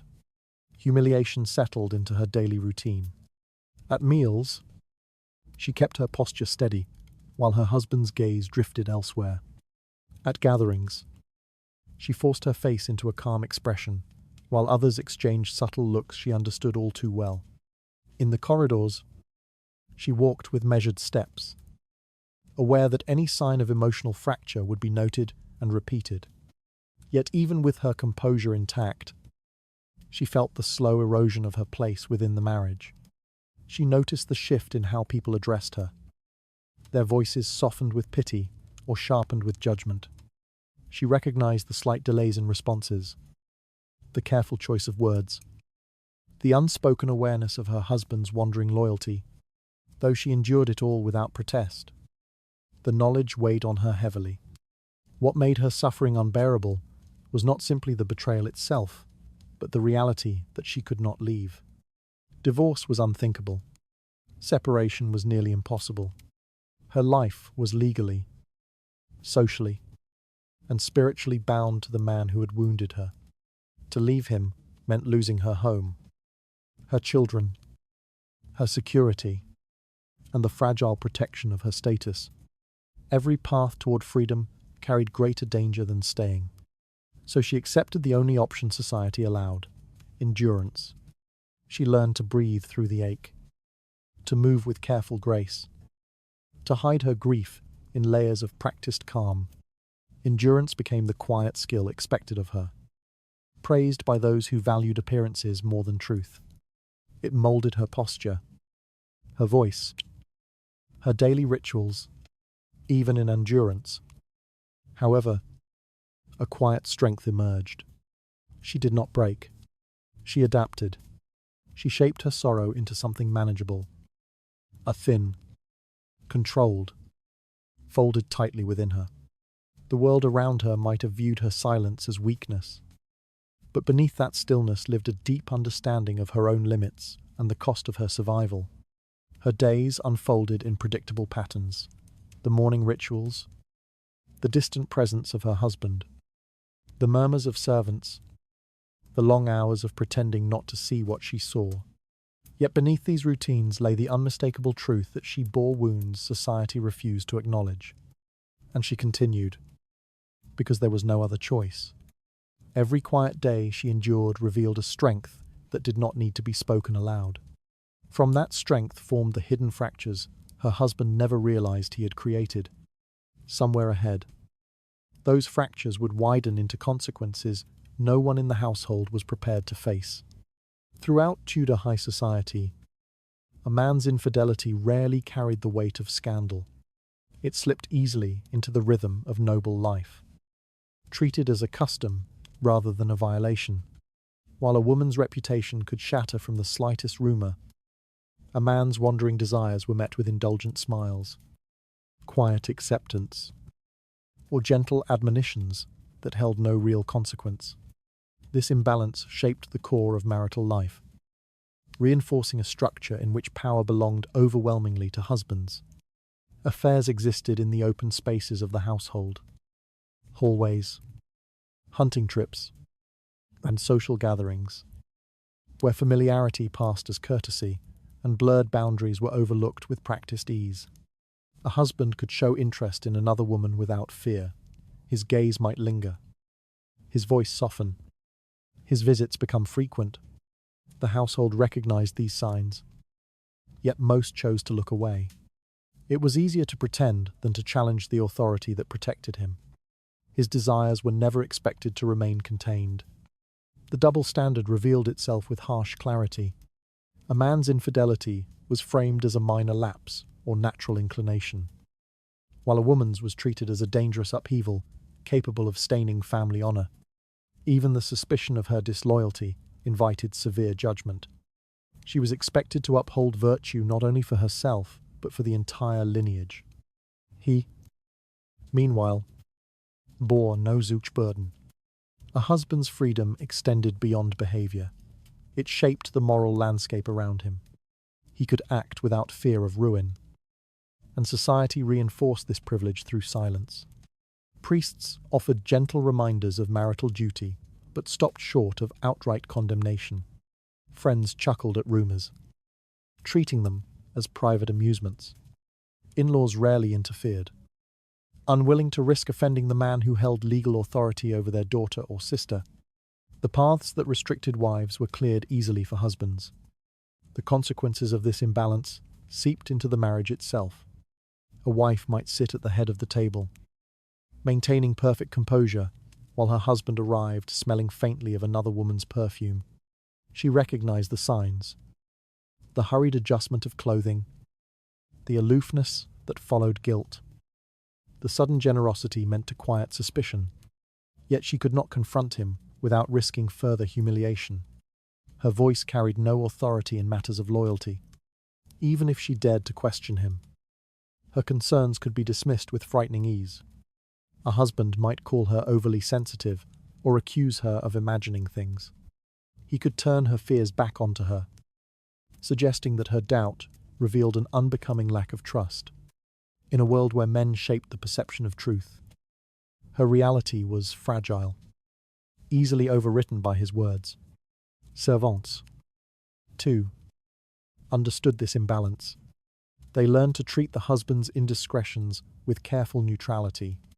Saying too much endangered their positions. Saying too little risked being used as scapegoats. They walked a narrow path, often becoming unwilling witnesses to encounters they could not acknowledge. Their silence reinforced the man's power, further isolating the wife from any form of support. Beyond the household walls, society acted as a shield for his behavior. A man who kept mistresses might lose some respect among his peers, but rarely enough to threaten his standing. Political alliances continued. Friendships persisted. His reputation might bend, but it would not break. For women, the opposite was true. Even unproven rumors tarnished them irreversibly. The cruelty of this structure lay not only in what men were allowed to do, but in what women were forced to endure. A wife watched her husband exercise freedoms she would be punished for even considering. She measured every gesture, every word, every moment of eye contact with another man, knowing that her body carried the weight of the family's honor. Meanwhile, her husband's body, his choices, held none of that responsibility. This moral asymmetry shaped every part of her daily life. It dictated how she walked through the household, how she responded to servants, and how she approached her husband with careful restraint. Her suffering was not merely emotional but structural. Woven into the rules that governed her existence, she carried the burden of perfection while he carried the privilege of forgiveness. Over time, she learned to recognize the quiet shift that occurred when a man realized his actions bore no consequence. His confidence grew. His deceptions became careless. The distance between husband and wife widened with each unchecked betrayal. She felt it in the fading warmth of his presence, in the nights he spent elsewhere, in the subtle dismissal that replaced once courteous words. And though she endured it silently, she also understood the deeper truth. His freedom depended entirely on her restraint. As long as she remained obedient, composed, and controlled, the household structure held firm. Should she falter, even slightly, he could weaponize the very rules that protected him. Thus, she lived beneath a system that upheld male desire while demanding female sacrifice. A system in which loyalty was expected from her and optional for him. A system that insisted betrayal was only betrayal when committed by a wife. Every unchallenged act of his revealed how easily power disguised itself as custom. From that custom grew a silence that secured his authority while eroding hers piece by piece. Some quiet shift within the household would eventually expose how brittle such one-sided loyalty truly was. Loyalty within a Tudor marriage was rarely what it appeared to be. It existed outwardly, displayed through formal gestures, polite words, and carefully arranged public appearances. Yet beneath that polished surface, the truth often shifted like sand. A husband and wife could stand side by side, exchanging vows meant to bind them for life, while neither trusted the other enough to reveal even their quieter thoughts. In such a world, loyalty had little to do with devotion. It was a performance shaped by fear, expectation, and survival. The vows spoken before God were meant to secure unity, but they often served only to expose how vulnerable one partner could become under the weight of obligation. A wife entered the marriage, knowing her safety did not rest in sentiment or affection. It rested in her husband's willingness, or unwillingness, to protect her. The vows themselves offered no guarantee. They were recited with ritual solemnity. Yet they grew brittle as soon as desire, suspicion, or ambition interfered. The promise of loyalty held no real power against the shifting winds of a household built on hierarchy. Faithfulness, even when genuinely offered, brought no certainty. A wife could dedicate herself fully to her husband, managing his home, raising his children, guarding his reputation. Yet her devotion changed nothing about the structure that placed all authority in his hands. Loyalty offered by a wife was expected, loyalty returned by a husband was optional. Her efforts, no matter how sincere, were not rewarded with protection. They were treated as obligations fulfilled. Nothing more. Within this imbalance, trust became a burden rather than a comfort. A woman who attempted to trust her husband exposed herself to danger. She risked believing his reassurances, even as he drifted toward others. She risked confiding in him, only to realize her words could be used to undermine her. Trust. In this environment, it was not a shared foundation, but a silent vulnerability she carried alone. To trust too deeply was to forget the rules that governed her world. The household's daily rhythm amplified this uncertainty. Servants came and went with quiet efficiency, yet their presence reminded her of how easily private moments could become public knowledge. Visitors arrived with smiles that concealed calculations. Relatives watched for signs of discord. Every person within the estate seemed to measure loyalty through their own lens, shaping narratives that often strayed from the truth.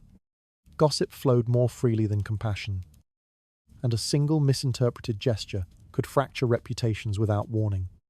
Even those who tried to remain loyal to their spouses faced relentless pressure. Ambition, jealousy, and political maneuvering carved pathways through marriages, tempting husbands with alliances or flattery and isolating wives who hoped for something steadier. A smile exchanged at a banquet might spark suspicion. A letter misdelivered by a servant could set an entire household on edge. Loyalty, once questioned, became nearly impossible to restore. Some wives attempted to navigate this uncertainty by embracing caution so completely that their lives became performances of restraint. They spoke with measured calm, avoided appearing too familiar with any man, and kept their emotions tightly secured. Their loyalty was visible, almost ceremonial. Yet even this meticulous self-control could not guarantee safety. A rumor whispered by a jealous rival, a servant eager to please a master, or a husband seeking justification for his own infidelity could undo everything she fought to preserve. For men, loyalty operated on different terms. They could break vows without facing ruin.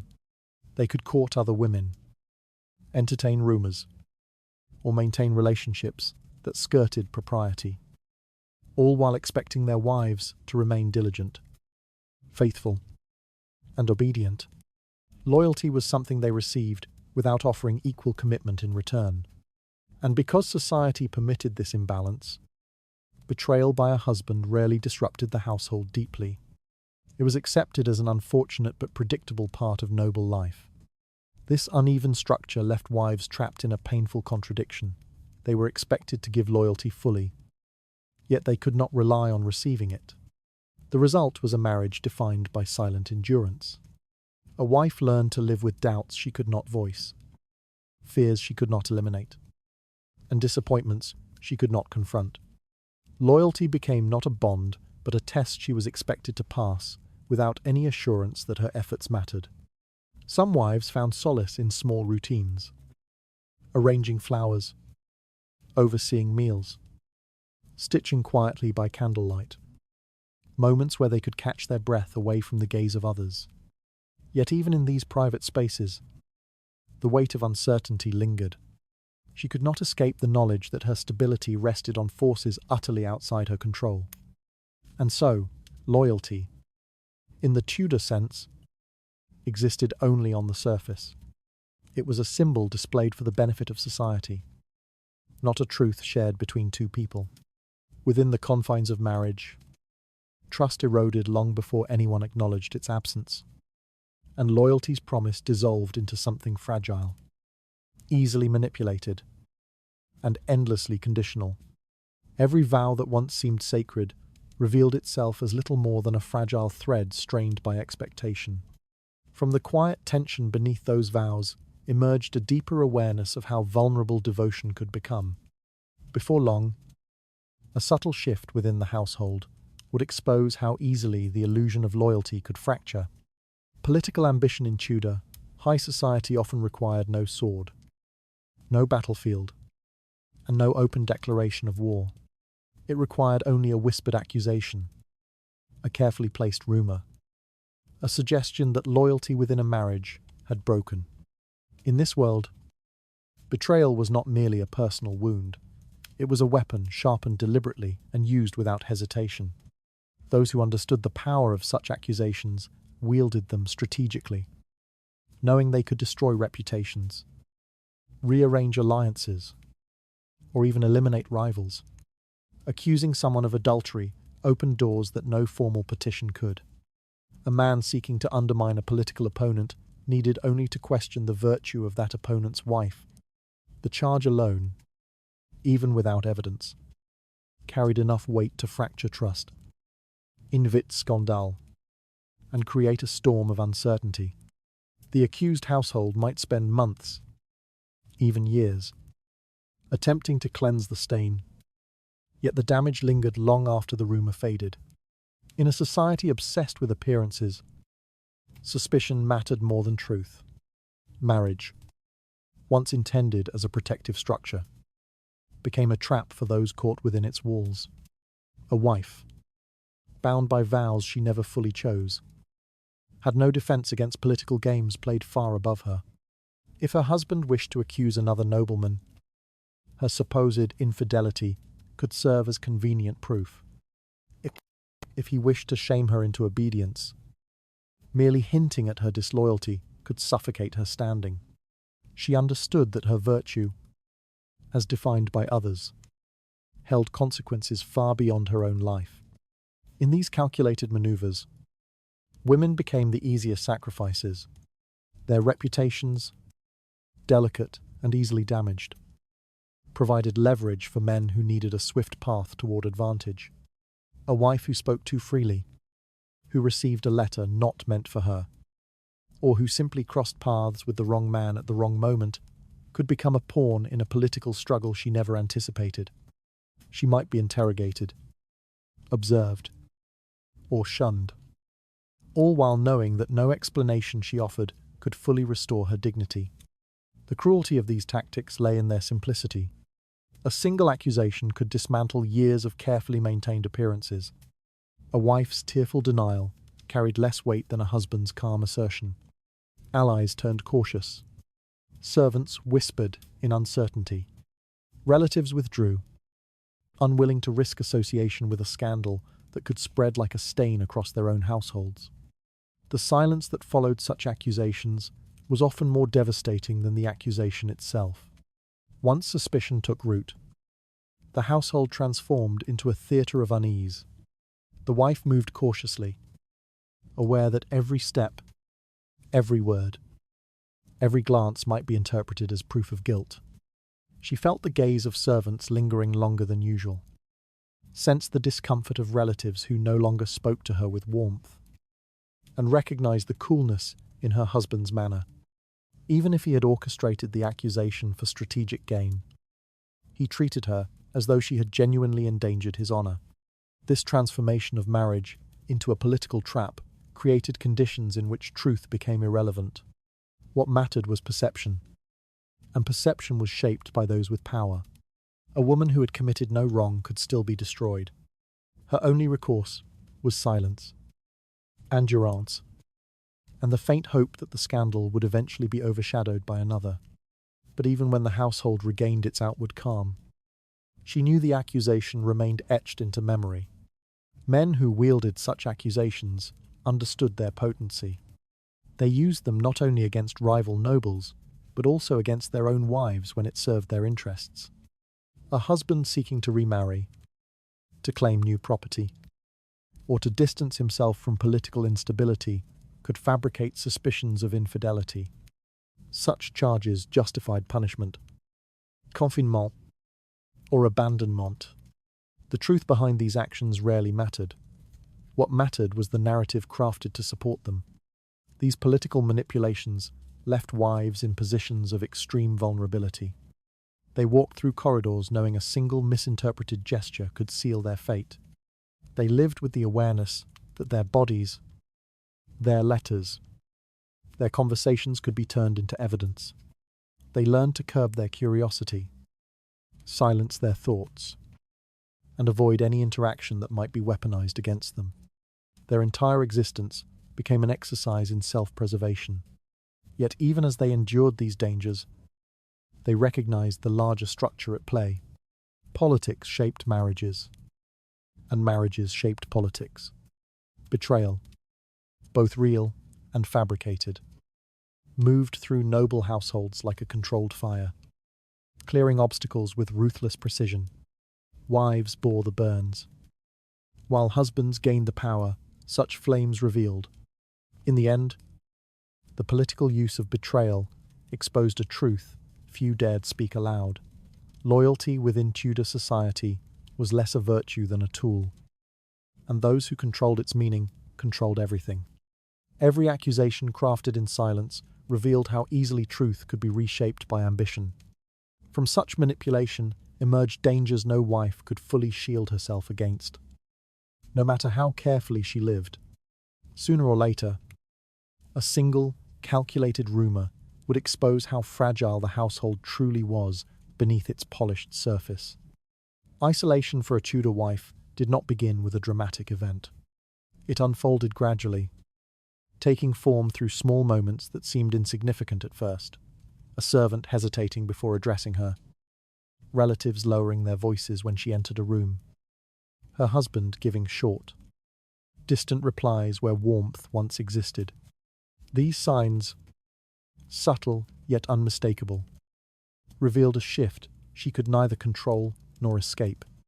Betrayal from her husband was painful enough, but betrayal from the society around her created an emptiness far more profound. Once suspicion attached itself to her name, support vanished with alarming speed. People who once greeted her courteously now regarded her with caution, as though proximity to her might tarnish their own reputations. Servants performed their duties with cool efficiency, avoiding unnecessary conversation. Neighbors found reasons to delay visits. Even women she had called friends kept their distance, afraid that defending her would place their own standing at risk. She became a figure people observed but no longer approached. Her husband's betrayal set the tone for how others treated her. If he withdrew affection or displayed indifference, the household mirrored his behavior.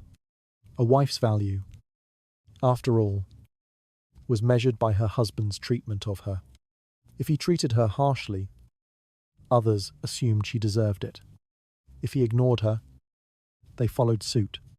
Her suffering became self-perpetuating. The less support she received, the easier it became for society to convince itself she had brought her misfortune upon herself. The public, relatives, neighbors, and visiting nobles viewed her situation through the lens of rumor. They accepted whatever narrative circulated most convincingly, rarely questioning its origins. Gossip carried a force that overwhelmed truth. Her denials were dismissed as desperation. Her silence was taken as guilt. No matter what she said, her words held little power against the collective judgment surrounding her.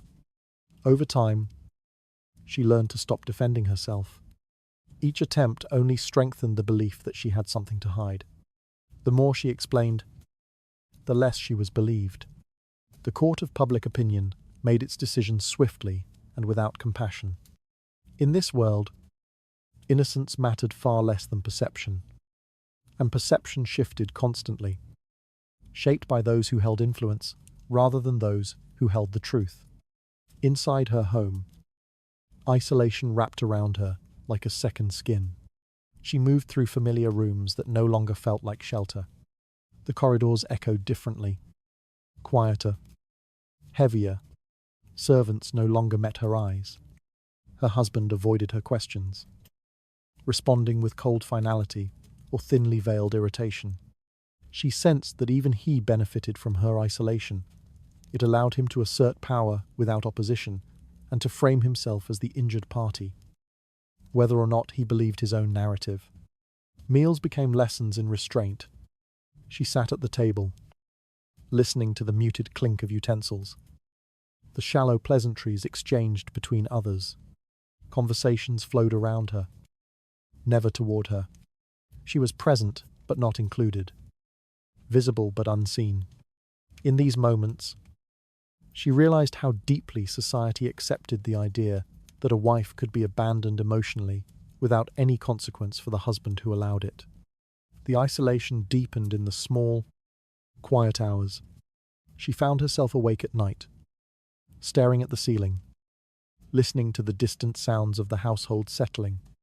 Her chamber, once a place of rest, now felt vast and empty. Her thoughts drifted toward memories of a time when she believed marriage offered stability. Those memories felt distant, almost fictional. What remained was the stark truth. She had been betrayed not only by a man, but by the entire structure that governed her world. She understood then that society never intended to protect her. Its rules existed to preserve appearance, lineage, and male authority.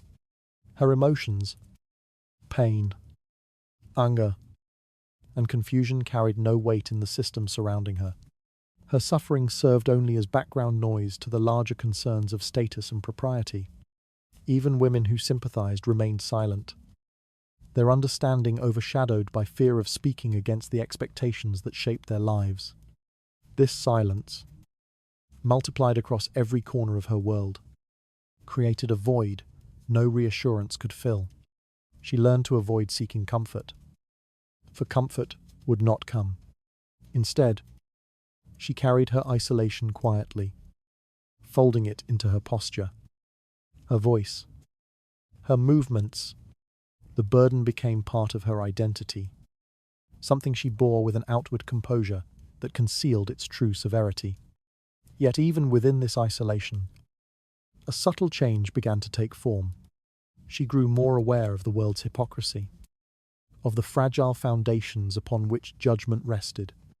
Her suffering sharpened her understanding, revealing truths she had once been too sheltered or too hopeful to recognize. She saw clearly how easily society abandoned its own, how quickly loyalty dissolved when reputation was at stake. Understanding, however, did not lessen the pain. It merely clarified its source. Every silent day spent under society's cold gaze revealed the depth of her abandonment. From that abandonment emerged a clarity sharper than any accusation made against her. Soon, the fragile balance holding the household together would tremble beneath the weight of what she had been forced to endure. Living together in a Tudor marriage did not guarantee companionship. Two people could share a home, a table, a bed, and remain profoundly distant from each other. The structure of noble life, with its expectations, duties, and rigid hierarchies, created a separation more severe than any physical barrier. What appeared to be a partnership often became a quiet coexistence, maintained through routine rather than affection. In this silence, loneliness settled into the smallest corners of daily life. A wife felt this separation most clearly in the moments that should have offered comfort. She might sit beside her husband during meals, exchanging polite words that revealed nothing of her inner world. Her voice remained measured, her posture careful, her eyes lowered in deference. He responded with equal restraint, speaking of matters unrelated to their life together, estate accounts, court rumors, or political alliances. These conversations passed like shadows, present but without warmth, their lives touched without ever intertwining. Shared spaces offered no refuge. The household bustled with servants, relatives, and unexpected visitors. Yet, the presence of others only deepened her sense of isolation. In corridors, she walked past people who bowed respectfully, yet seemed blind to her loneliness. In the garden, she moved through carefully arranged paths, her thoughts accompanied only by the rustle of leaves. Even in her private chamber, the silence felt heavy, shaped not by calm, but by emotional abandonment. The lack of emotional safety became the quiet foundation of her married life. She could not express fear without risking judgment. She could not express sadness without appearing ungrateful. She could not express longing without inviting scrutiny. Every feeling had to be filtered, softened, reshaped into something acceptable. Her heart learned to retreat long before her body ever stepped away. Her husband, shielded by privilege and expectation, seldom noticed the distance he created. He fulfilled his responsibilities, overseeing the estate, maintaining alliances, and appearing at court, but offered nothing of himself beyond these roles. His silence became the standard she was expected to mirror. Should she seek comfort, he dismissed her concerns as trivial. Should she question his coldness, he reminded her of duty. In a marriage defined by hierarchy, vulnerability had no place. Some nights, she listened to the faint sounds of the household settling, footsteps fading down hallways, shutters closing against the wind, servants extinguishing candles. These sounds emphasized the emptiness around her. She lay awake, staring at the patterns of moonlight on the wall, wondering how a home filled with people could still leave her feeling unseen. She could not name this loneliness aloud. It existed beyond words, woven into the structure of her life. Even moments of intimacy offered no relief. When her husband approached her bed, it was with the formality of a duty rather than tenderness. She responded with equal restraint, knowing her role within the marriage required obedience, not connection. Afterward, he returned to his own thoughts, leaving her awake in the quiet dark, acutely aware of the emotional gulf between them. Loneliness, in these moments, felt sharper than ever. In public, they appeared united. Visitors witnessed their composed expressions, their polite exchanges, their careful adherence to social expectations. Yet beneath this performance, the wife knew the truth. They lived parallel lives that rarely intersected. She carried this awareness heavily, understanding that the world judged marriages by appearances rather than emotional truth. Children, when they arrived, offered companionship but not relief. They brought responsibilities, not protection. She loved them fiercely. Yet even motherhood did not shield her from the emotional emptiness of her marriage. She raised them within a household that often repeated the very dynamics that isolated her. The distance between parents shaped the environment in which her children grew, teaching them silence long before they understood its cost. Her loneliness did not result from a lack of effort. She attempted to bridge the gap through conversation, through gestures of kindness, through careful observation of her husband's needs. But each effort met the same barrier: his inability or unwillingness to offer emotional reciprocity. In this world, a wife's desire for connection was seen as unnecessary, even inconvenient, so her loneliness deepened, becoming a constant companion. It shaped her posture, her voice, her expression. It accompanied her during meals, during prayers, during the quiet hours before dawn.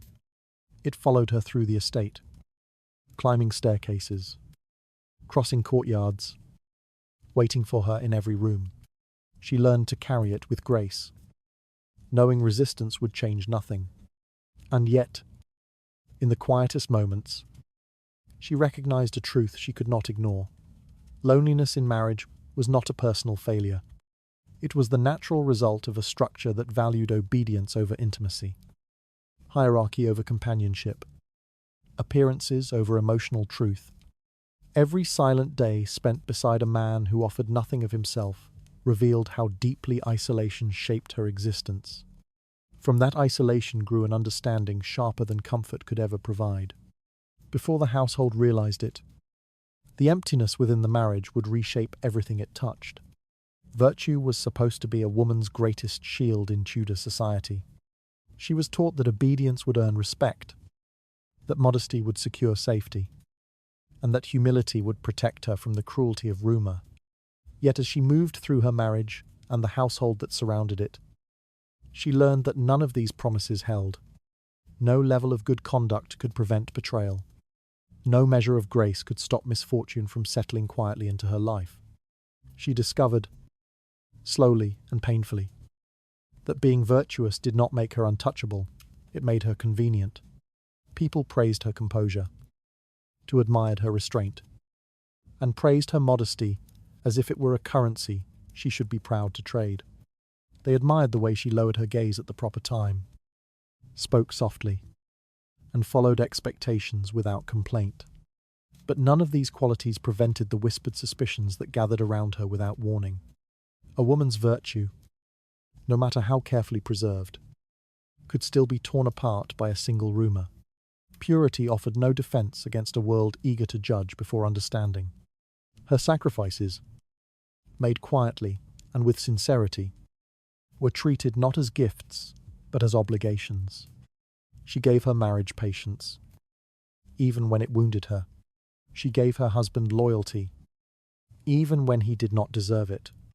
She gave the household harmony, even when she received none in return. But sacrifice brought her no protection. It only made it easier for others to assume she would endure whatever they chose to impose upon her. When betrayal entered her life, through her husband's infidelity, through false accusations, or through society's cold refusal to believe her, she realized how little her virtue mattered. The same people who once praised her for being well-behaved now watched her suffering with indifference. They did not defend her. They did not question the accusations. They did not hesitate to distance themselves from her. Fearing contamination by association, her virtue, once paraded as her greatest strength, became irrelevant in the face of scandal. She learned quickly that justice had little room in Tudor households. Accusations were accepted without investigation. Appearances mattered more than truth. And women, regardless of character, were the ones expected to explain themselves. Her husband could betray her without consequence, but she could be ruined by suspicion alone. The balance of power was so unequal that even innocence offered no shield. It offered only a quieter form of suffering. Despite her obedience, her world remained precarious. She might kneel in prayer each morning, hoping her conduct would grant her stability. She might choose her words carefully during meals, hoping not to stir unnecessary tension. She might avoid certain corridors, tout certains glances, certain topics, trying to sidestep the suspicion she knew could rise from nothing at all. Still, misfortune moved toward her like an unseen tide, slow, inevitable, indifferent to her efforts. Her virtue did not stop relatives from doubting her. It did not stop servants from whispering behind closed doors. It did not stop her husband from using her silence against her. Her composure, once a mark of discipline, became twisted into evidence of concealment. People asked why she remained so calm, what she was hiding, what she feared might be exposed. Her practiced restraint, shaped by years of training, became a weapon turned against her. Even her attempts to defend herself were interpreted through the harsh lens of expectation. If she spoke too firmly, she appeared defiant. If she spoke too softly, she appeared evasive.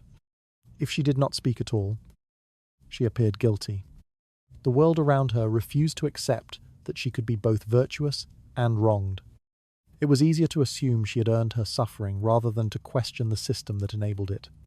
As she moved through daily life, she felt the weight of this contradiction. She arranged flowers in the great hall with steady hands, though her thoughts trembled. She oversaw the household accounts, though the whisper of her name in adjacent rooms drained her spirit. She stood beside her husband at gatherings, her posture flawless, her expression serene, while people looked at her with carefully concealed doubt. In the quiet moments, long after candles burned low and footsteps faded down the halls, she understood the truth with painful clarity. Virtue was a story men chose to admire only when it served their purpose. It was not armor. It was not protection. It was a standard used to measure women, not to protect them. And still she upheld it, because deviation from it would invite even greater danger. Her life became an ongoing performance of grace that protected nothing but the fragile illusion that she remained in control. Yet, deep within, she knew that dignity alone could not save her from a betrayal waiting quietly for its moment to strike. Every sacrifice she offered revealed how little virtue mattered when weighed against power and suspicion. From those sacrifices grew a hollow realization that even flawless obedience could not shape her fate. Eventually, a single shift within the household would show how quickly a virtuous woman could be cast aside. Silence was not merely a habit in Tudor marriages. It was a requirement. It shaped conversations, governed emotions, and dictated which truths could survive within the household. A wife learned early that speaking openly about her fears, her suspicions, her grief, invited danger she could not control. Silence became the thin barrier between stability and collapse. A fragile shield she was expected to maintain regardless of the cost. Words, though powerful, were perilous. A single question voiced too boldly, a single complaint offered in a moment of exhaustion, could transform into evidence against her. So, she swallowed her concerns, forced her voice into softness, and allowed misunderstandings to settle like dust across her days. Breaking the silence felt far more dangerous than living with the weight of an unspoken truth. The household relied on this quiet. Servants moved through corridors with lowered eyes, carrying secrets they pretended not to notice. Relatives maintained polite expressions, never acknowledging the tension simmering beneath formal gatherings. Even her husband benefited from the absence of honest conversation. It allowed him to ignore discomfort, deflect responsibility, and maintain authority without confrontation. If she remained silent, he could claim the household was peaceful, and peace, however false, served his interests well. Over time, silence became a performance everyone willingly participated in. Meals passed with minimal conversation, each person pretending the stillness reflected discipline rather than fear. The air felt thick with unsaid words, yet no one dared disturb the surface. To acknowledge the strain within the marriage would require examining its cause, and many preferred the illusion of harmony over the truth of discontent. For the wife, this pretense came at a steep emotional price. She learned to navigate her days with careful restraint, measuring each sentence before speaking, weighing each possibility before acting. She avoided topics that might stir suspicion, avoided gestures that might be misread, and avoided questions that might provoke anger. She became an expert at withholding herself, at erasing her feelings until they barely registered in her own thoughts. In moments when silence felt unbearable, she sought refuge in small, private rituals, brushing her fingers across the embroidered edge of a curtain, straightening a row of candlesticks, folding linens with meticulous precision. These gestures grounded her, giving shape to emotions she could not name aloud. But even in solitude, she felt the presence of silence pressing in, reminding her that refuge was temporary, and the expectations of the household awaited her return. Truths that should have been confronted instead sank deeper into the structure of the marriage. A husband's coldness, once acknowledged in thought, could not be voiced. His absence, his hostility, or his disregard were folded into the unspoken rules she was required to abide by. Rumors surrounding the household went unanswered. Tension remained unresolved. Silence wrapped around each truth like a burial shroud, preserving the appearance of order while suffocating the woman who maintained it. When conflict arose, silence served as both shield and trap. She might sense her husband's irritation, feel the sharpness of his mood, or anticipate his displeasure, but she had no safe way to address it. Confrontation risked accusation. Silence preserved stability.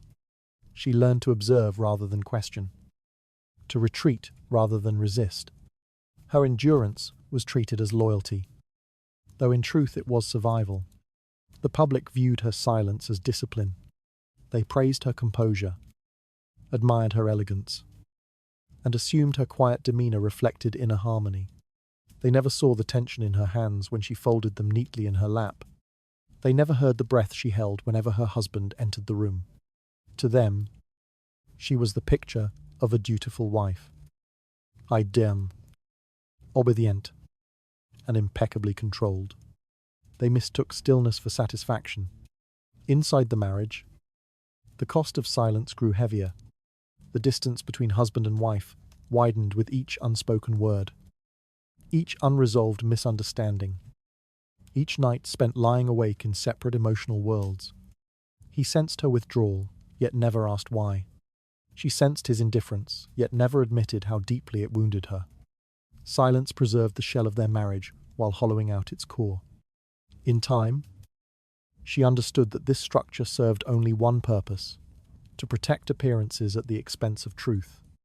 The household believed that silence ensured stability. But stability built on silence was brittle. It held only until pressure became too great to ignore. Still, she continued the performance, not because she believed in it, but because breaking it risked consequences far beyond emotional pain. Silence kept her safe. Silence kept her housed. Silence prevented accusations she could not disprove. In Tudor society, silence was not merely encouraged, it was enforced, and so she carried it with her, day after day, letting it press against her ribs until it felt like part of her body. She moved through rooms with the elegance expected of her, her quiet masking the truths she buried to survive. Every muted day revealed how heavily silence shaped the fragile structure of her marriage. From that silence rose a tension that no ritual or courtesy could fully conceal. Before long, a single, unguarded moment would show how quickly buried truths could break the surface. Children in Tudor households absorbed tension long before they understood its meaning. They heard it in the stillness of meals, in the way their mother's hands tightened around the edge of the table, in the rigid silence their father carried through the corridors. No one explained these things to them. No one named the distance that filled the rooms. Yet the children learned to read it with instinctive precision, because the atmosphere itself taught them more than words ever could. They watched their parents move around each other carefully, like two figures tracing opposite paths along the same narrow thread. There were no open arguments. They were far too dangerous, far too exposing for a household built on reputation. But the coldness lingered everywhere. In every unfinished sentence, every glance avoided. Every night, their parents retired to separate corners of the same house. Children understood that fear travelled more quietly than anger. In the nursery, they whispered questions the adults never answered. Why did father leave the room whenever mother entered? Why did mother's smile look different when guests were present? Why did the house feel heavier in the evenings, as though something unseen pressed against its walls?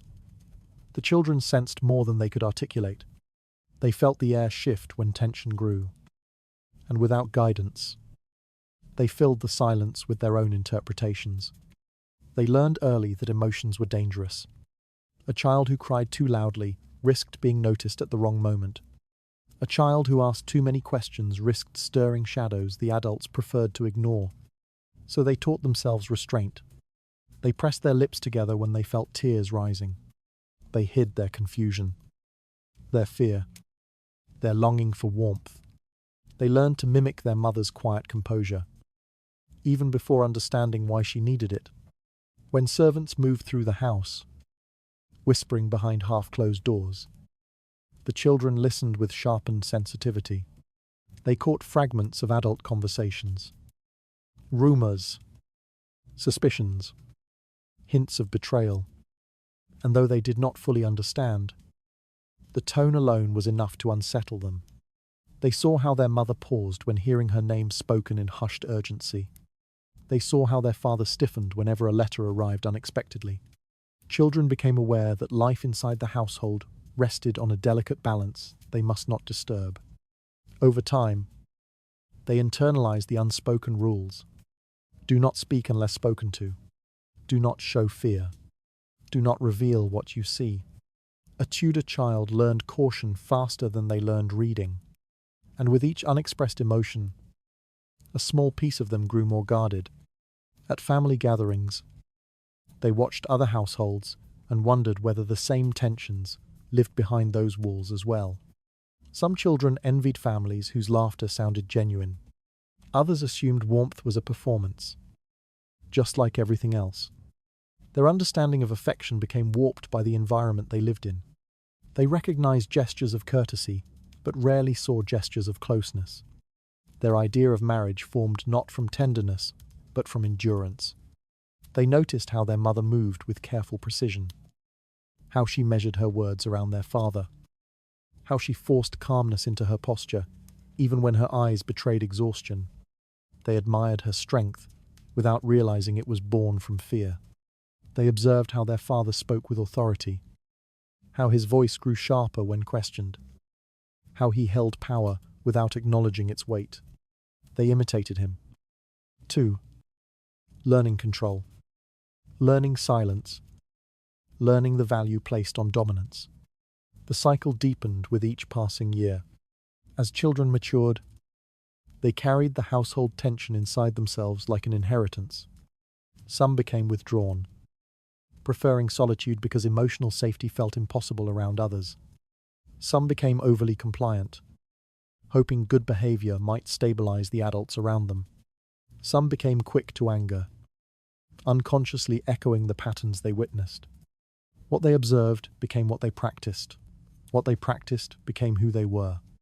There were moments, quiet, fleeting, easily dismissed, when the children wished their parents would speak plainly, when they longed for a single, unguarded conversation, a single gesture of reassurance. But wishes had no place in households shaped by duty and reputation. They learned instead to accept distance as natural and to store their unexpressed needs in the quiet corners of their hearts. As adults, many of these children carried the same silence into their own marriages. They entered unions believing that distance was normal, that conflict must remain hidden, that affection was a luxury easily misunderstood. Some repeated the same cold patterns without realizing it. Others tried to break them, but found the instincts of silence too deeply embedded. The tension they grew up with became a map they followed unconsciously, repeating the very wounds they once feared. This continuation of suffering was not intentional, merely inherited. A Tudor child grew into a Tudor adult, carrying forward the lessons the household etched into them. Endure, conceal, obey. They did not know any other way to survive. Every childhood shaped by silence grows into an echo that never fully fades. From those echoes rises a generation forced to repeat wounds they never chose. Soon, a single forgotten memory will show how the past refuses to loosen its grip. History remembers Tudor marriages with an elegance that never truly existed. Chronicles speak of alliances, inheritances, and households rising or falling through carefully arranged unions. Portraits show composed faces, measured smiles, and hands resting gently in stillness, as if harmony were the natural state of every noble home. But beneath those images lay a reality that history chose to soften. What survived in written form was often incomplete, altered, or filtered through the expectations of the time, leaving behind a legacy shaped as much by omission as by truth. Stories of suffering rarely survived intact. A woman's fear, her isolation, her impossible choices, these details were minimized or erased altogether. Her reputation depended on silence long after her life ended. Chroniclers preferred narratives that preserved order, that praised lineage and stability, that positioned households as pillars of society rather than sites of quiet devastation. History often valued a beautiful story more than an honest one. When a marriage collapsed under suspicion, betrayal, or political manipulation, the written accounts rarely reflected the woman's side of the story. If she wept, it was framed as weakness. If she resisted, it was portrayed as disobedience. If she remained silent, historians assumed she agreed with her fate. The complexity of her life, her fear, her endurance, her attempts to navigate impossible structures, was reduced to a single judgment. Meanwhile, her husband's actions were often explained away as duty, pressure, or political necessity. Generations later, these distortions persisted. People repeated the simplified versions because they were easier to understand, easier to classify, and easier to teach. A tidy narrative, obedient wife, ambitious husband, tragic outcome, required no uncomfortable questions. And so the legacy of many Tudor women became a shadow of the truth, stripped of the layers that made their lives both fragile and resilient.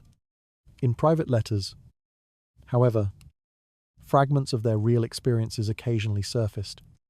A line of sorrow, a confession of fear, a plea for understanding. These pieces offered glimpses into what official accounts deliberately ignored. Yet even these letters were interpreted through the biases of those who preserved them. A woman's grief could be labelled hysteria. Her concern could be dismissed as jealousy. Her warnings could be reframed as manipulation. Those who recorded history rarely considered her perspective equal to that of the men around her. Over time, this imbalance became part of the cultural memory of the Tudor era. People admired the grandeur of the courts, the intensity of political rivalry, the brilliance of diplomatic marriages, and the spectacle of royal ceremonies. Few acknowledged the emotional cost borne by the women inside these structures. Their stories survived only through tragedy, through executions, scandals, and public downfall. It was only when disaster struck that chroniclers found their voices worth recording. A quiet life of endurance was rarely preserved. A lifetime of silent suffering left no headline, no dramatic moment for historians to capture. The absence of documentation was not proof of peace, it was proof of indifference. The world recorded a woman only when she became useful to a narrative of caution, consequence, or spectacle. Even the portraits that survived, painted with care, softened with idealized features, hid more than they revealed. The serene expressions did not show the night she spent awake in fear. The luxurious fabrics did not reflect the constraints of her marriage. The jewels emphasized her status, but said nothing of the betrayals she endured. A portrait could preserve her face, but not her truth. History judged her with tools sharpened by generations of bias. A wife who complied was praised for her virtue. A wife who resisted was condemned for her ambition. A wife who suffered in silence was forgotten altogether. Her legacy depended not on her life, but on how others chose to frame it after she was gone. Still, two remnants of her truth slipped through the cracks. In court records, hints of her struggles appeared between the lines. In testimonies, the tremor of a servant's voice revealed silent tensions inside the household. In diaries and marginal notes, scholars found small, fragile pieces of her reality, enough to suggest a life far more complex than the one official histories allowed. The legacy of Tudor marriage, therefore, was not simply one of alliances and duty. It was a legacy built on misinterpretation, silence, and the erasure of women whose stories deserved more than the roles assigned to them. And though centuries have passed, the echoes of those omissions continue to shape modern understanding of the era. A careful reading of history reveals something unsettling. The truth of Tudor women emerges not in triumphs, but in tragedies. It is in downfall, accusation, and ruin that their real struggles surface. Biographies written after their deaths often expose the injustices they endured, but rarely offer justice in return. Their legacy is a mosaic assembled from fragments, some clear, some distorted, many missing. To understand their lives is to accept that history was neither neutral nor complete. It was shaped by those with power, and women seldom held that power. Every preserved tale reveals how little of their real lives survived the filters of time. From those fragments rises an uneasy understanding that history's silence often hid its harshest truths. Eventually, one overlooked detail will force a reconsideration of everything believed about Tudor marriage. A Tudor marriage could appear polished, dignified, and impeccably ordered to those who stood outside its walls.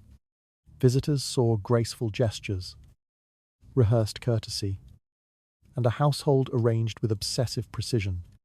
They assumed such an order reflected peace. They believed quiet meant harmony. They accepted stillness as proof of stability. They never imagined that beneath the calm exterior lived a conflict that stretched across decades, reshaping every breath taken within those rooms. Behind closed doors, marriage was not a refuge. It was a landscape of shifting tension, a place where affection competed with duty, where loyalty was tangled with fear, and where silence became both armor and weapon. A wife learned this slowly, through moments that seemed harmless at first, a question left unanswered, a glance that felt colder than the last, a night when footsteps stopped outside her door but never entered. These small signs accumulated, turning her life into a study of subtle battles. She moved carefully through her home, tracing steps polished by generations before her. Each room carried echoes of marriages that suffered similar fractures. The great hall held memories of cordial gatherings, where hostile couples sat side by side. The bedchamber stored the breath of countless arguments, never spoken aloud. Even the gardens whispered stories of quiet sorrow, their pathways worn by footsteps seeking solitude rather than beauty. In such a place, she learned to breathe lightly, as though the air itself might shatter if disturbed. Trust was a fragile thread, easily frayed. The betrayal she feared did not always come from an enemy. It could arrive through a husband's silence, through his unwillingness to defend her, through his decision to favor convenience over compassion. It could arrive through relatives carrying gossip disguised as concern. It could arrive through servants who traded secrets for influence. Betrayal became a shape without a face, appearing wherever power gathered. In this quiet war, she was expected to remain composed. Her dignity became a uniform she could never remove. She greeted guests with a steady gaze, offered polite smiles, and held her hands in perfect stillness. Those who saw her believed she lived a fortunate life. They saw poise, not pressure, elegance, not endurance. No one imagined the nights she lay awake, listening to her own heartbeat as if it were the only sound acknowledging her fear. Her husband, too, maintained the facade. He presented himself as protector, strategist, and patriarch of the household. To the outside world, he was calm and controlled, but control was merely another mask. Underneath it lived anxiety, suspicion, and the need to defend his authority at any cost. He could be tender in one moment and distant the next, leaving her unsure whether she was a companion or a liability. His love, when it appeared, felt like a brief candle flame, warm, flickering, vulnerable to the slightest shift in the air. And so their life unfolded, two people sharing space but rarely sharing truth. Their conversations avoided the subjects that mattered. Their gestures conveyed what words could not safely express. Even their silence spoke in layered riddles. The battles they fought were not marked by raised voices. They were marked by restraint so rigid it left bruises on the heart. Those who documented Tudor life rarely saw the inner landscapes of these marriages. History noted grand events, alliances, scandals, inheritances, and downfalls, but it seldom recognized the long, quiet suffering within noble households. It turned tragedies into anecdotes and endurance into invisibility. Women, especially, were flattened into symbols, dutiful wives, troublesome figures, or tragic warnings. Their private battles were overlooked unless they erupted into public catastrophe. A woman who survived a lifetime of quiet conflict left behind few records. Her letters were censored by expectation. Her voice was softened by fear. Her legacy was shaped by those who never felt the weight she carried. The world remembered her only through the outcomes of battles she was never permitted to describe. But if one looked closely at the margins of a diary, at a line scratched hastily before a servant entered, at a broken seal on a folded letter, signs appeared. Hints of a lifetime spent negotiating between duty and self-preservation. Glimpses of a mind that learned to navigate power without wielding it. Evidence that a marriage could be both a prison and a battlefield, depending on which moment one witnessed. The hardest truth was this: the most devastating conflict within a Tudor marriage often unfolded in complete silence. No shouts, no broken objects, no dramatic confrontations. Only two people inhabit parallel loneliness, their lives touching without ever truly meeting. The absence of noise did not signal peace. It signaled exhaustion. Two individuals too weary or too frightened to speak the words that might reveal how deeply they had wounded each other. She survived because survival was expected. She learned endurance because endurance kept her alive. She carried her battles quietly, believing that dignity might at least preserve her sense of self, even if it could not mend her marriage. And perhaps, in some distant way, it did. Her stillness became her rebellion. Her restraint became her shelter. Her silence, though suffocating, allowed her to maintain the final fragment of control left to her, the ability to choose what she did not reveal. History rarely praises such victories, but they were victories nonetheless. The facade she maintained, the poised wife, the graceful hostess, the dignified figure standing just behind her husband, allowed her to survive a conflict that might have destroyed her if she had fought it openly. Her battle was not one history cared to record, but it shaped her life with unrelenting force. She endured a war no one saw, and she survived it in the only way she could. Every polished gesture hid the echoes of a struggle she never had permission to name. From those echoes rose a truth that outlasted the stories told about her life. Eventually, someone reading the remnants of her world will realize the quietest marriages held the loudest wars. Thank you for letting me tell this story beside you tonight. May your room be quiet, your breath steady, and your thoughts gentle as they settle. Good night. From one wandering through history to another, finding rest within it.